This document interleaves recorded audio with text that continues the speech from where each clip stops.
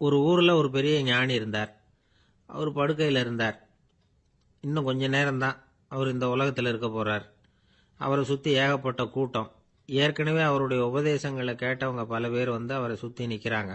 அந்த ஞானி மெதுவாக கண்ணை திறந்து பார்க்குறார். எல்லாரும் அவருடைய கடைசி வார்த்தையை கேட்கறதுக்காக அவளோட காத்துக்கிட்டு இருக்கிறாங்க. அந்த ஞானி மெதுவாக பேச ஆரம்பித்தார். நான் என்னுடைய வாழ்நாள் பூராவும் உங்களுக்கு நிறைய போதனைகள் சொல்லிக்கிட்டு இருக்கிறேன். பேரானந்தம், மகிழ்ச்சி, தியானத்தன்மை இதை பற்றியெல்லாம் சொல்லியிருக்கிறேன். இப்போ நான் வேற ஒரு கரைக்கு போய்கிட்டு இருக்கிறேன். நான் இனிமேல் இந்த கரையில் இருக்க மாட்டேன். நீங்கள் நான் சொன்னதையெல்லாம் கேட்டீங்க. ஆனால் எதையும் நீங்கள் வந்து நடைமுறைப்படுத்தி பார்க்கல. எல்லாம் கேட்டதோட சரி, அதோட விட்டுட்டீங்க. அப்புறம் அதை தள்ளி போட்டுக்கிட்டே வந்துட்டீங்க. மேலும் அதை தள்ளி போடுறதுல எந்த பிரயோஜனமும் கிடையாது. இப்போ நான் போய்கிட்டு இருக்கிறேன். உங்களில் யாராவது என்னோட வர்றதுக்கு தயாரா அப்படின்னு கேட்டார். அவ்வளவுதான். யாரும் வாயை திறக்கல. ஒரே மௌனம். சத்தமே இல்லை. ஒருத்தர் பார்த்துக்கிட்டே நிற்கிறாங்க. அந்த கூட்டத்தில் ஒரு ஆள் அந்த ஞானி கூடவே 40 வருஷத்துக்கு மேலே இருந்திருக்கிறான். அவனும் வாயை திறக்காம இன்னொருத்தன் முகத்தை பார்த்துக்கிட்டே நிற்கிறான். இந்த சமயத்தில் பின்னாடி நின்றுக்கிட்டு இருந்த ஒருத்தன் கையை தூக்கினான். ஞானி அவனை பார்த்தார். சரி, ஒருத்தனுக்காவது நம்மோட வர்றதுக்கு தைரியம் இருக்குது அப்படின்னு நினைச்சார். ஆனால் அந்த ஆள் என்ன சொன்னான் தெரியுமா? ஐயா, நீங்கள் கேட்குறப்போ நான் உடனே எழுந்திருக்கல, கையை மட்டும்தான் தூக்கினேன். என்ன காரணம்னா, நான் எப்படி அடுத்த கரைக்கு வந்து சேர்றதுங்கிறத தெரிஞ்சுக்கிறதுக்காகத்தான். அந்த விவரத்தை மட்டும் இப்போ உங்ககிட்ட இருந்து நான் தெரிஞ்சுக்க ஆசைப்படுறேன். ஏன்னா இப்போ நான் உங்கள் கூட வர்றதுக்கு தயாராக இல்லை. எவ்வளவோ காரியங்களை நான் இன்னும் இங்கே முடிக்க வேண்டி இருக்குது.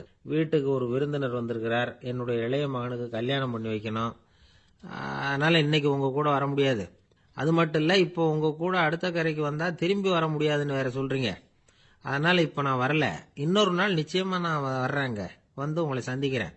அதனால் இப்போ நீங்கள் இன்னொரு தடவை எங்களுக்கு விளக்கமாக சொல்லணும். ஏற்கனவே பல தடவை சொல்லியிருக்கிறீங்க. தயவு பண்ணி இப்போ ஒரு தடவை சொன்னீங்கன்னா சௌரியமாக இருக்கும். அந்த அடுத்த கரையை அடையிறது எப்படி? இப்போ ஒரு தடவை அதை விளக்கமாக சொல்லிட்டீங்கன்னா நல்லா ஞாபகப்படுத்திக்குவேன். அது சரியான சமயம் வர்றப்போ இது எனக்கு உதவியாக இருக்கும் அப்படின்னு நானா. ஆனால் உண்மை என்ன தெரியுமா? அந்த சரியான சமயம் வரவே இல்லை அப்படிங்கிறது தான் உண்மை. இப்படி அந்த கதை முடியும். இந்த கதை வந்து அந்த ஒரு ஆளுக்கு மட்டும் இல்லை, கிட்டத்தட்ட எல்லாருக்குமே அது பொருந்தும் அப்படிங்கிறாங்க விவரம் தெரிஞ்சவங்க. எல்லாருமே அந்த சரியான தருணத்துக்காகத்தான் காத்துக்கிட்டு இருக்கிறாங்களாம். அதுக்காக ஜோசியம் பார்க்குறாங்க, கைரேகை பார்க்குறாங்க. நாளைக்கு என்ன நடக்குங்கிற ஆவலில் எல்லாரும் காத்துக்கிட்டு இருக்கிறாங்க. ஆனால் அந்த ஒரு நாள் ஒருபோதும் வரப்போகிறதில்ல. நீங்கள் தள்ளி போடுறதுக்காக பல அர்த்தமில்லாத காரணங்களை தேடுறீங்க அப்படிங்கிறார் ஒரு ஞானி. காத்திருக்கிறதுலேயே நம்ம காலம் ஓடி போயிடுது. ஏன்னா இன்னைக்கு நாம் சிந்திக்கிறது நாளைக்கு நாம் சிந்திக்கிறது இல்லை. ஒவ்வொரு நாளும் ஒவ்வொரு மாதிரி போயிடுது. நாளைக்கு மறுநாளை பற்றியே சிந்திக்கிறோம். இப்படியே அது பாட்டுக்கு போயிடும். கரையை தொட்டு பார்க்கறது எப்போ? இதுதான் கேள்வி. நமக்கு வேண்டியப்பட்ட ஒருத்தர் ஒரு ரயில்வே பிளாட்ஃபாரத்தில் நின்றுட்டு இருக்கிறார். அங்கே இருக்கிறவங்க கிட்ட கேட்குறாராம், விசாரிக்கிறார். ஏங்க கிழக்க போகிற ரயில் போயிட்டுதுங்களான்னாராம். போயிட்டுதுன்னு இருக்கிறாங்க. கொஞ்ச நேரம் கழிச்சு, ஏங்க மேற்க போகிற ரயில் போயிட்டுதுங்களான்னு கேட்டிருக்காரு. போயிட்டுதுங்களான் இருக்காங்க. அப்புறம் கொஞ்ச நேரம் கழிச்சு மறுபடியும் ஏங்க 10:30 மணி வண்டி போயிட்டுதான்னு கேட்டிருக்காரு. தொடர்ந்து காலையிலேருந்து சாயந்தரம் வரைக்கும் இப்படி ஒரே இடத்துல நின்றுட்டு கேட்டுக்கிட்டே இருக்கிறார்.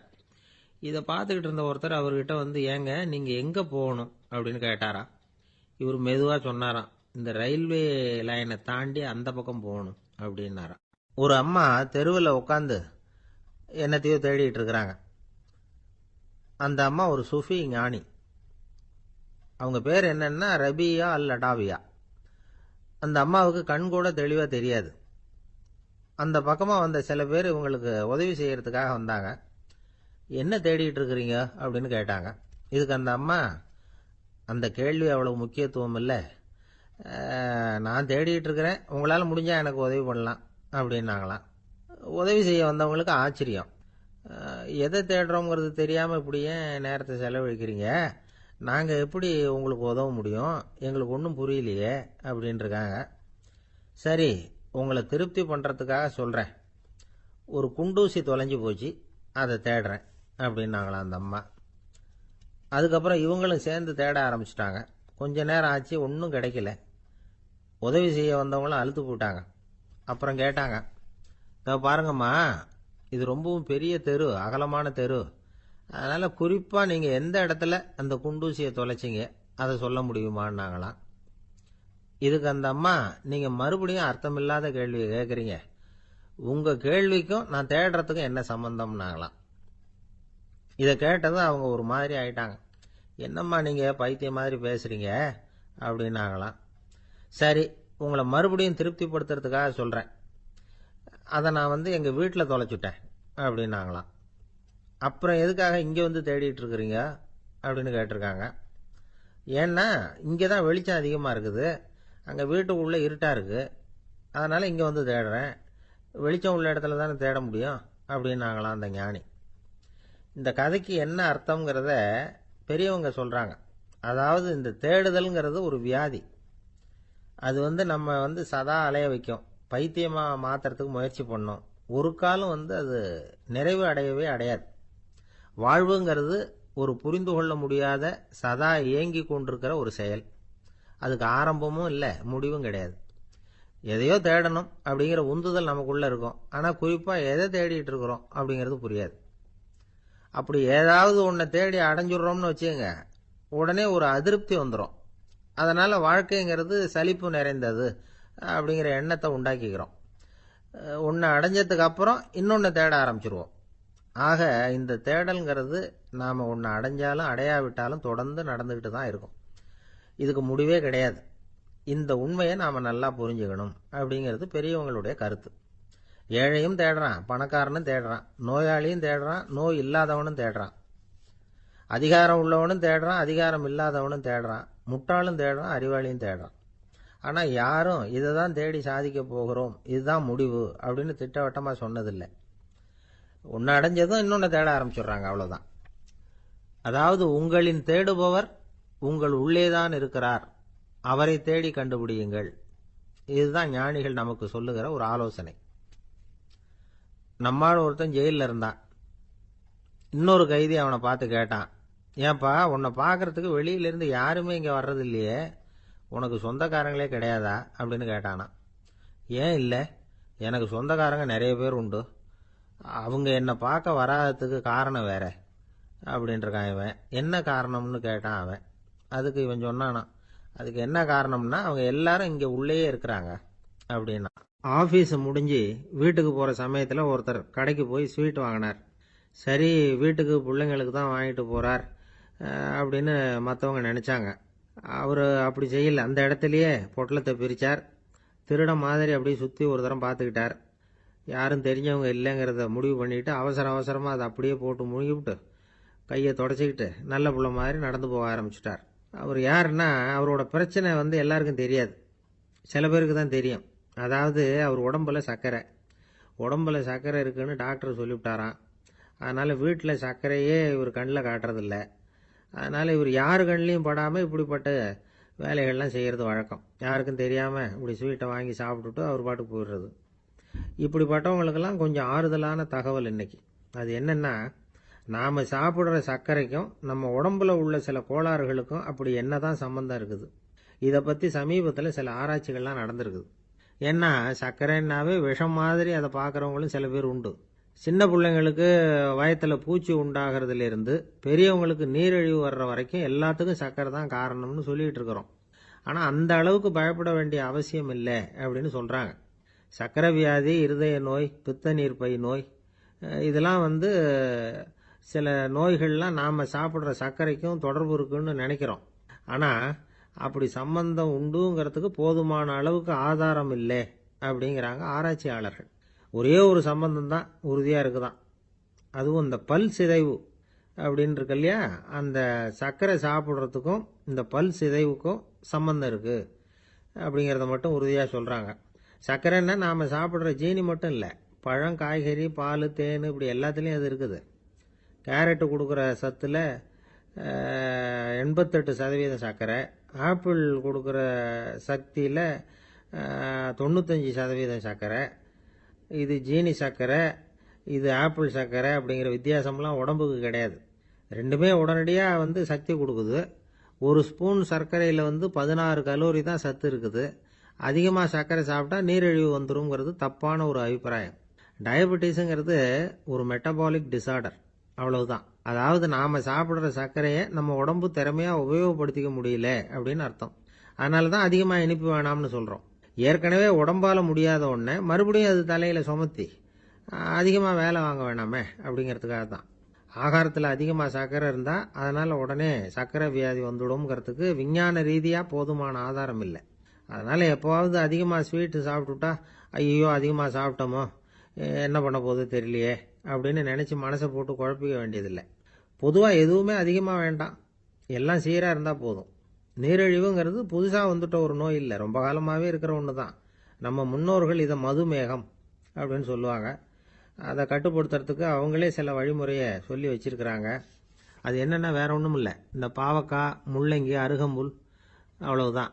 வெள்ளை முள்ளங்கி இருக்குல்ல, அதை வாரத்துக்கு 3 நாள் சாப்பிட்டுக்கிட்டு வாங்க. நூலுக்கோல் ரொம்ப நல்லது. இல்லைன்னா முள்ளங்கி சாறு 1 ounce சாப்பிட்டுட்டு வரலாம். ரத்தத்தில் சேர்ற சர்க்கரை அளவு இதெல்லாம் கட்டுப்படுத்துது. சிறுநீரில் காணப்படுகிற சர்க்கரை அளவையும் சமநிலைப்படுத்துது. தினமும் ஆகாரத்தில் கோதுமை, கேழ்வரகு, வெந்தயம், கருவேப்பிலை, சோயாபீன்ஸ் எது கிடைக்குதோ சேர்த்துக்கலாம். இப்படிலாம் செஞ்சுக்கிட்டு வந்தால் அப்புறம் வீட்டுக்கு தெரியாமல் கடையில் போய் நின்றுக்கிட்டு ஸ்வீட் வாங்கி திருட்டுத்தனமாக சாப்பிட வேண்டிய அவசியமே உங்களுக்கு வராது. 2 ஆசாமிகள் கடற்கரையில் உட்காந்து சாவகாசமாக பேசிக்கிட்டு இருந்தாங்களாம். ஒருத்தர் சொன்னார், இன்னொருத்தருக்கு தெரியாமல் ஸ்வீட்டு சாப்பிட்றதே எப்பவும் இடைஞ்சல் தான் சார். நேற்றுக்கு பாருங்க அப்படி தான் சாப்பிட்டுக்கிட்டு இருந்தேன், வீட்டுக்காரி கண்ணில் போட்டுவிட்டுது, அதுக்கப்புறம் ஒரே ரகலையாக போச்சு அப்படின்னாராம். எனக்கு கூட அப்படி தான் சார் ஆயிட்டுது, ஒரே ரகலை அப்படின்னாராம் இன்னொருத்தர். நீங்கள் சாப்பிட்டதும் உங்கள் வீட்டுக்காரங்க கண்ணில் போட்டுவிட்டுதா சார் அப்படின்னு கேட்டிருக்காரு இவர். அதுக்கு அவர் சொன்னாராம், அப்படி இல்லை சார், கடைக்காரர் கண்ணில் போட்டுவிட்டுதோ, நான் அவருக்கு தெரியாமல் அந்த ஸ்வீட்டை அவர் கடையிலேருந்து எடுத்திருந்தேன் அப்படின்னு விளக்கம் கொடுத்தாராம் இந்த ஆள். ஒருத்தர் முகத்தை தொங்க போட்டுக்கிட்டு ஒரு மாதிரியாக வந்தார். என்ன விஷயம்னு விசாரித்தேன். என்னுடைய நண்பன் ஒருத்தங்கிட்ட கருத்து வேறுபாடு, இனிமேல் நமக்குள்ளே எந்த சம்மந்தமும் வேணாம்னு நட்பை முறிச்சிட்டு வந்துட்டேன்னா. நண்பர்கள்னு இருந்தால் கருத்து வேறுபாடு வரத்தான் செய்யும்னு. கருத்து வேறுபாடு வராமல் இருக்கிறதுக்கு ஏதாவது வழி உண்டா அப்படின்னு கேட்டாங்க. அதை பற்றி நிபுணர்கள் சில யோசனைகளை சொல்லியிருக்கிறாங்கன்னு. முதல் விஷயம் என்னென்னா, உங்கள் நண்பனுக்கு ஒரு செய்தி சொல்லணும்னா அதை நீங்களே நேரடியாக சொல்லுங்க, அல்லது உங்கள் கைப்பட கடிதம் எழுதுங்க. அதாவது நேரடி தொடர்பு முக்கியம்.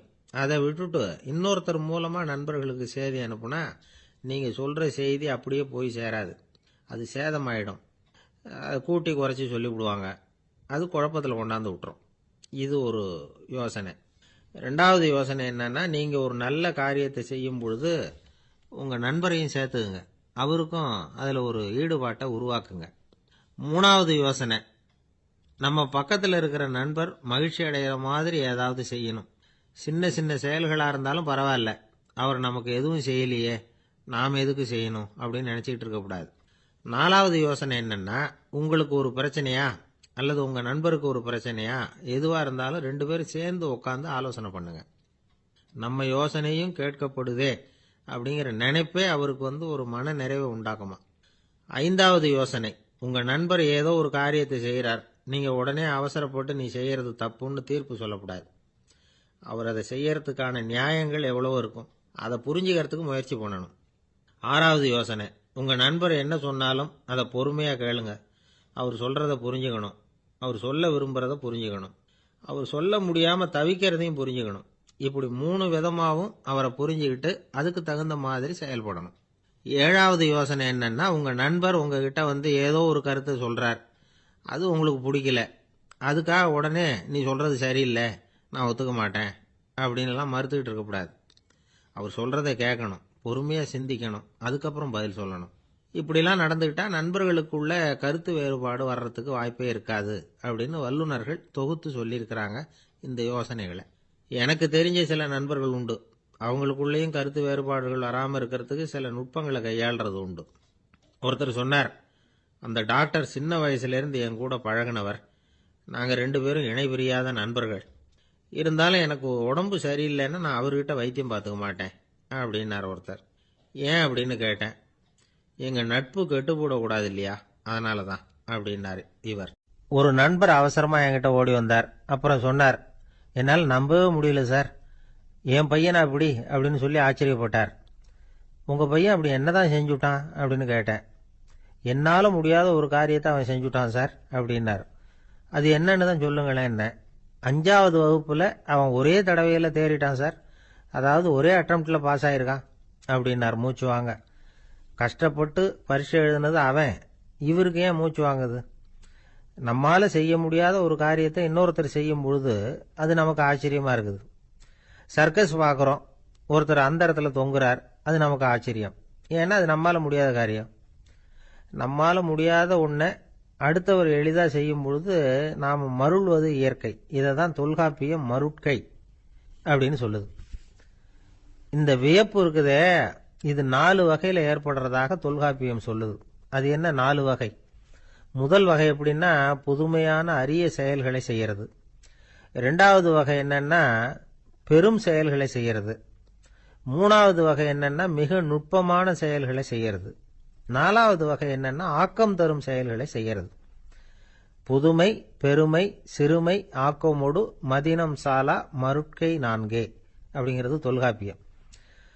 இன்னைக்கு விஞ்ஞானம் புதுசு புதுசாக எதையோ கண்டுபிடிக்குது. ஆரம்பத்தில் அது ஆச்சரியமா இருக்கு, அப்புறம் அது நமக்கு பழகி போடுது. வானொலி பெட்டி புதுசாக வந்தப்போ ஒரு பெட்டி பேசுதுங்கிறது எவ்வளவு பெரிய ஆச்சரியம். இப்போ யாரும் அதை ஆச்சரியமா பார்க்கறது இல்லை. மதினம் சாலா மருட்கை அப்படின்னு ஒரு சொற்றொடர் வருது பாருங்க, அதில் கருத்தாழம் உண்டு. எதை பற்றியும் போதுமான அளவு புரிந்து கொள்ளாத போது ஒருத்தர் ஆச்சரியப்படுறார். புரிந்து கொண்ட பிறகு ஆச்சரியம் மறைஞ்சு போடுது. மிக நுட்பமான செயல்களும் நம்ம ஆச்சரியப்பட வைக்கும். ஒரு அரிசியில் ஒரு திருக்குறள் எழுதி காட்டுறாங்க, ஒரு முட்டை ஓட்டுக்குள்ள ஓவியம் தீட்டி காட்டுறாங்க. கருங்கல் சிற்பங்களில் எவ்வளவு நுட்பமான வேலைப்பாடுகளை எல்லாம் பார்த்து ஆச்சரியப்படுறோம். இது மாதிரி ஆக்கப்பூர்வமான அரிய செயல்களை செய்யறது கூட வியப்பை உண்டு பண்ணும். குப்பை கூலங்களை கூட வாழ்க்கைக்கு பயன்படுகிற பொருளாக மாற்றுகிறவர்கள் இருக்காங்க. அவர்களுடைய செயல் வியப்பு அளிக்குது. இடைக்காட்டு சித்தர் பாடின மூவடி 30ங்கிற நூலில் வர்ற ஒரு பாடல், ஆற்றல் பிறர் அறிதலின் அகம் கிளர்வு உறுதலின் கற்று அறி பாணர் கெழுமிய கோடலின் தோற்றம் உருகவே போற்றல் சால் வியப்பே. ஒருத்தருடைய ஆற்றல் தெரியாமல் இருந்தது, அவருடைய அரிய செயலை பார்க்கும் பொழுது வியப்பா இருந்தது, மனசுக்குள்ள கிளர்ச்சி. பாவலர்கள் இவர்களுடைய புகழை பாடி மற்றவர்களும் தெரிந்து கொள்ளுமாறு செய்கிறார்கள். அப்படிங்கிறதான் ஒரு யதார்த்தமான உண்மை. ஆக எல்லா வகையிலும் மக்கள் தங்களுடைய வாழ்க்கையில முன்னேறுவதற்கான வழிகாட்டுகிற ஒரு மெய்ப்பாடு தான் வியப்புங்கிறது. இந்த காலத்தில் நம்ம எப்படியெல்லாம் ஆச்சரியப்பட வைக்கிறாங்க. ஒரு ஆளை பிடிச்சி ஜெயிலில் கொண்டு வந்தாங்க. ஜெயில் அதிகாரி அவனை ரொம்ப ஆச்சரியமா பார்த்தாராம். இவன் கேட்டான், ஏன் சார் அப்படி பார்க்குறீங்க, நான் இப்போ இங்கே வர்றது உங்களுக்கு ஆச்சரியமா இருக்குதா அப்படின்னு கேட்டிருக்கான். இதுக்கு ஜெயில் அதிகாரி சொல்லியிருக்கார், நீ இப்போ இங்கே வந்ததில் எனக்கு ஒன்றும் ஆச்சரியம் இல்லைப்பா, ஏற்கனவே நீ இங்கேருந்து விடுதலையாகி போய் 6 மாதம் ஆச்சு, இவ்வளவு லேட்டாக வர்றியே அதுதான் எனக்கு ஆச்சரியமா இருக்கு அப்படின்னாராம். ஒரு நண்பர், அவர்கிட்ட பேசிக்கிட்டு இருந்தேன். மனித உறவுகள் பற்றி அவர் சொல்லிகிட்டு இருந்தார். அமெரிக்காவில் தந்தை மகன் உறவு எப்படி இருக்கு அப்படிங்கிறத விளக்கறதுக்கு அவர் ஒரு கதையை சொன்னார். ஒரு அப்பா பகல் பூராவும் அலுவலகத்தில் வேலை, ஓடி ஆடி உழைச்சிக்கிட்டு களைச்சி போய் ராத்திரி 10 மணிக்கு மேலே வீடு திரும்பினான். வீட்டு வாசலில் அவரோட மகன் காத்துக்கிட்டு இருக்கிறான், இன்னமும் தூங்கலை. அப்பாவை வாசல்லையே தடுத்து நிறுத்தி, அப்பா உனக்கு சம்பளம் எவ்வளவு அப்படின்னு கேட்குறான். ஏற்கனவே ஆஃபீஸ் பிரச்சனைகளால் அழுத்து போய் திரும்புகிற அப்பாவுக்கு கோவம் வந்துடுது. என்னடா இப்படிலாம் கேளுன்னு உங்கள் அம்மா உனக்கு சொல்லி கொடுத்தாளா அப்படின்னு சொல்லிட்டு உள்ளே போய் சட்டையை கழட்டி மாட்டிவிட்டு குளிச்சுவிட்டு மறுபடியும் வெளியில் உடையை மாற்றுகிற சமயம் அப்போ மறுபடியும் மகன் உள்ளே நிற்கிறான் அவர் முன்னாடியே. அப்பா உனக்கு எவ்வளவு சம்பளங்கிறான் மறுபடியும். அப்பாவுக்கு எரிச்சல் அதிகமாகிட்டுது. மணிக்கு $20 போதுமா அப்படின்னார். அப்படின்னா எனக்கு ஒரு $10 தர முடியுமான்னா மகன். இதுக்கு தான் என் சம்பளம் எவ்வளவுன்னு கேட்டியா, 2ஆம் வகுப்பு படிக்கிற உனக்கு எதுக்குடா $10 அப்படின்னு கத்திவிட்டு தொலைக்காட்சி பெட்டியின் முன்னாடி போய் உட்காந்துக்கிட்டு ஏதோ நிகழ்ச்சியை பார்க்க ஆரம்பிச்சுட்டார். கொஞ்ச நேரம் கழித்து மறுபடியும் மகன் நிற்கிறான். அப்பா ப்ளீஸ் எனக்கு ஒரு $10 கொடுக்க முடியுமா? மகனுடைய கண்களில் கண்ணீர். என்னடா அவன் கண்ணீரை காட்டி காரியம் சாதிக்கலாம்னு பார்க்குறியா, ஒரு காசு கூட கொடுக்க மாட்டான் போ அப்படின்னு விரட்டி விட்டான். மகன் கண்ணீரை தொடச்சிக்கிட்டே கண்ணை தொடச்சிக்கிட்டு பேசாமல் போய் படுத்துக்கிட்டானா. கொஞ்ச நேரம் ஆச்சு. அப்பாவோட கோபம் கொஞ்சம் கொஞ்சமாக குறைஞ்சிது. பிள்ளைகிட்ட கோபமாக கத்துனது தப்பு தாங்கிறது புரிஞ்சுது அவனுக்கு. எழுந்திரிச்சு போனான், படுக்கை இறக்கி போனான். மகனை பார்த்தான். அவன் தலையணையை கட்டி பிடிச்சிக்கிட்டு அழுதுகிட்டு இருக்கிறான். அவனை மெல்ல நெருங்கி அவங்ககிட்ட எதமாக பேசுறதுக்கு ஆரம்பித்தானான். எதுக்குடா அவனுக்கு $10 பள்ளிக்கூடத்தில் கேட்டாங்களா அப்படின்னு கேட்டானான். மகன் சொல்லியிருக்கான், இல்லை டாடி, உனக்கு 1 மணி நேரம் சம்பளம் $20ன்னு சொன்னேன்.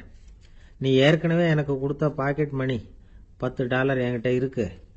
இப்போ நீ இன்னொரு $10 கொடுத்தீங்கன்னா அதையும் சேர்த்து $20 ஆகிடும். அந்த $20 நான் உனக்கு கொடுத்துருவேன். அப்படி கொடுத்தா நீ என் கூட 1 மணி நேரம் செலவழிப்ப இல்லையா? அதுக்காக தான் $10 கேட்டேன் அப்படின்னு சொன்னானான். அந்த அப்பா கண்ணு கலங்கி போச்சான். ஆதரவோட தன்னுடைய மகனை கட்டி பிடிச்சி அழ ஆரம்பிச்சுட்டாராம். இதுதான் நண்பர் சொன்ன கதை. அமெரிக்கா மட்டும் இல்லை, உலகம் பூராவும் இன்னைக்கு மனித உறவுகள் இப்படி தான் மாறிட்டு இருக்கு. பெரியவர்கள் அறிவுரை என்ன தெரியுமா? உங்கள் குழந்தைகளிடமிருந்து குழந்தை பருவத்தை பிரித்து விடாதீர்கள் அப்படிங்கிறது தான். அதாவது இன்றைய குழந்தைகள் தங்கள் பிருந்தாவனத்தை இழந்து விடுகிறார்கள் அப்படிங்கிறது அவங்களுடைய கருத்து. இந்த நிலைக்கு நாம் காரணமாக இருந்துடக்கூடாது. குழந்தைகளோட விளையாடுவோம், குடும்பத்தோடு உறவாடுவோம் அப்படிங்கிறது தான் நம்முடைய நோக்கமாக இருக்கணும். இன்றைய உறவு முறைக்கு இன்னொரு உதாரணம் சொல்லுவாங்க. ஒருத்தர் வந்தாராம், அவர் பக்கத்தில் ஒரு சின்ன பையன். நாம் அவரை விசாரிக்கிறோம், யார் இந்த பையன் அப்படின்னா அவர் சொல்கிறார், இவன் எனக்கு தூரத்து உறவு அப்படின்னாராம். இந்த தூரத்து உறவுன்னா எப்படின்னு இருக்கான். இதுக்கு அவன் சொல்லியிருக்கிறான், இவன் எங்கள் அப்பாவுக்கு 8வது புள்ள அப்படின்னானான். ஒருத்தன் எப்படி நடந்துக்கிறாங்கிறத வச்சு தான் அந்த ஆள் எப்படிங்கிறத நாம் முடிவு பண்ணுறோம். ஆளுமைன்னு சொல்கிறோம்ல, அதுக்கு சூழ்நிலைகளை ஆளுகின்ற தன்மை அப்படின்னு விளக்கம் கொடுக்கிறார் ஒரு உளவியல் நிபுணர். சரி, ஒரு மனிதனுடைய ஆளுமையை உருவாக்குகிற விஷயங்கள் என்னென்ன? பிறப்பு, வளர்க்கப்பட்ட விதம், படிப்பு, நண்பர்கள், சமுதாயம், இப்படி நிறைய உண்டு. ஆளுமையின் அடிப்படையில் சில மனநோய்கள் உண்டாகுது. அதெல்லாம் என்னென்னங்கிறத தெரிஞ்சு வச்சுக்கிட்டோம்னா நம்ம கூட இருக்கிறவங்களை அடையாளம் கண்டுபிடிக்கிறதுக்கு அது ரொம்ப உபயோகமாக இருக்கும். ஃப்ரெனாய்டு ஆளுமை அப்படின்னு ஒன்று. இந்த கோளாறு உள்ளவங்க எப்படி இருப்பாங்க தெரியுமா? அதிக உணர்ச்சி, சந்தேகம், பொறாமை இதெல்லாம் அதிகமாக இருக்கும். வளைஞ்சு கொடுக்க மாட்டாங்க. அடுத்தவங்களோட இணக்கமான உறவு இருக்காது. அவங்க செய்கிற தப்புக்கெல்லாம் அடுத்தவங்களை குறை சொல்லிட்டு இருப்பாங்க. இது ஒரு ரகம். அடுத்தது ஸ்கிசாய்டு ஆளுமை அப்படின்னு சொல்கிறாங்க. இந்த கோளாறு உள்ளவங்க அடுத்தவங்களோட பழக கூச்சப்படுவாங்க. சின்ன வயசுலேயே இது ஆரம்பமாயிடுது. பகல் கனவுலேயே சஞ்சரிப்பாங்க. அவங்களுடைய விரோதம், கோபம் இதை கூட வெளியில் காட்டிக்க முடியாமல் இருப்பாங்க.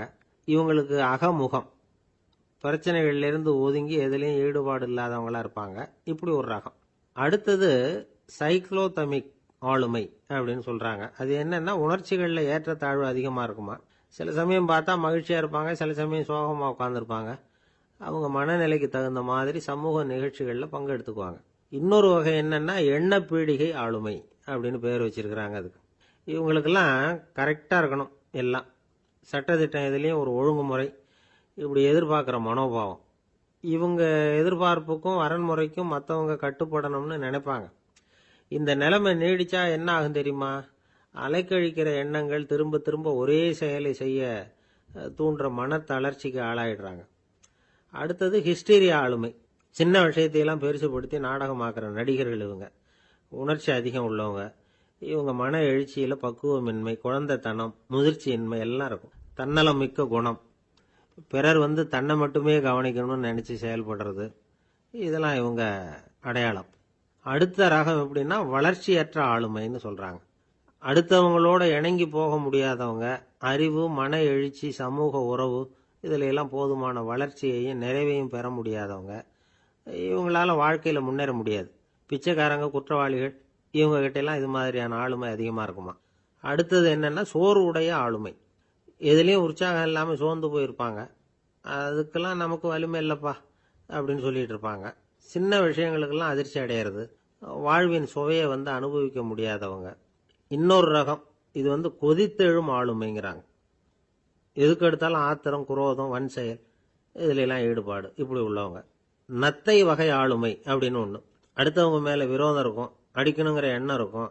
ஆனால் அதை அப்படியே வெளியில் காட்டாமல் அதே சமயம் அமைதியான முறையில் வெறுப்பை வெளிக்காட்டுற ரகம். இவங்கெல்லாம் பேசாமல் கம்முன்னு இருந்துக்கிட்டே நினைச்சதை நிறைவேற்றிக்கிடுவாங்க. முன்ஜாக்கிரதை ஆளுமை அப்படின்னு ஒரு ரகமா.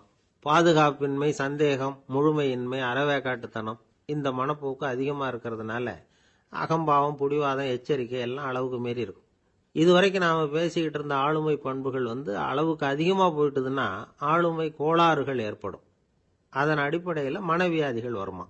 அதனால் இணக்கமான, எல்லாரும் விரும்புகிற இயல்பான ஆளுமையை பெறுவதற்கு நாம் முயற்சி செய்யணும் அப்படிங்கிறது மனோதத்துவ நிபுணர்களுடைய ஆலோசனை. ஒருத்தர் ஒரு மனோதத்துவ டாக்டரை தேடிட்டு வந்தாராம். டாக்டர், எனக்கு மனசில் ஏதோ வியாதி, ஆளுமை கோளாறு. அதாவது எனக்கு சீக்கிரமா செத்து போனா தேவையில்லைன்னு தோணுது அப்படின்னாராம். உடனே அந்த டாக்டர், சரி அப்படின்னா இங்கே இருங்க, நான் வைத்தியம் பார்க்கறேன் அப்படின்னு. ஒரு ஆசாமி வேகமா ஓடிக்கிட்டு இருந்தான். ஏன் இப்படி ஓடுறேன்னு கேட்டார் இன்னொருத்தர். அங்க ஒரு ஆள் அடிபட்டு கிடக்குறான், அதை பார்த்தேன், உடனே ஓடுறேன்னா. எங்கன்னு கேட்டார். ஆஸ்பத்திரிக்குன்னா. ஒரு ஆள் அடிபட்டு கிடக்கிறத பார்த்தா உடனடியா நாம செய்ய வேண்டியது முதல் உதவி, அதுக்கப்புறம் தான் ஆஸ்பத்திரி. இன்னைக்கு விபத்துங்கிறது சர்வசாதாரணமா நடந்துகிட்டு இருக்குது. வாகன விபத்து, வெடிகுண்டு விபத்து, தீ விபத்து, கட்டடம் சரியறது, பூகம்பம், இப்படி நிறைய நடக்குது. ஒரு விபத்தை பார்த்துட்டா நம்மள பல பேர் நமக்கு என்னத்துக்கு வம்புன்னு ஒதுங்கி போயிடுறதும் உண்டு. சில பேர் துணிஞ்சு கிட்ட போய் உதவி செய்யறதும் உண்டு. அப்படி உதவி செய்ய நினைக்கிறவங்களுக்கு உபயோகப்படுற தகவல் இது. விபத்துல காயமடைஞ்சவங்களை 3 பிரிவா பிரிக்கலாமா.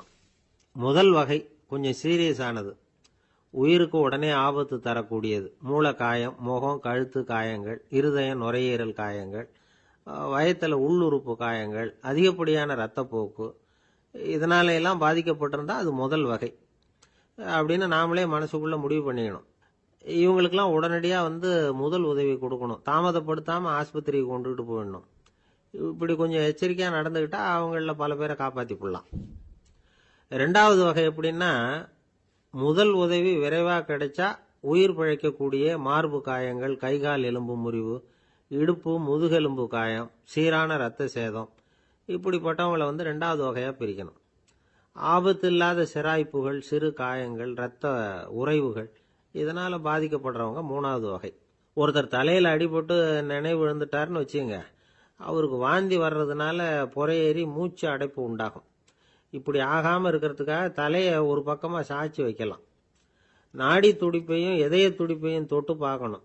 அது குறைஞ்சிருந்தாலும் சரி, நின்று இருந்தாலும் சரி, அவர் மார்பை நிமிஷத்துக்கு 80 தடவை உள்ளங்கையால அழுத்தி இதய துடிப்பை மீட்கிறதுக்கு உதவி பண்ணணும். கழுத்துல காயம்பட்டாலும் ஆபத்து அதிகம். கழுத்துக்கு அடியில ஒரு துண்டை மடிச்சு வைக்கலாம். 2 பக்கமும் சின்ன தலையணை அல்லது துணி மடிப்புகளை வச்சு கழுத்தை அதிகமா அசையாம பார்த்துக்கலாம்.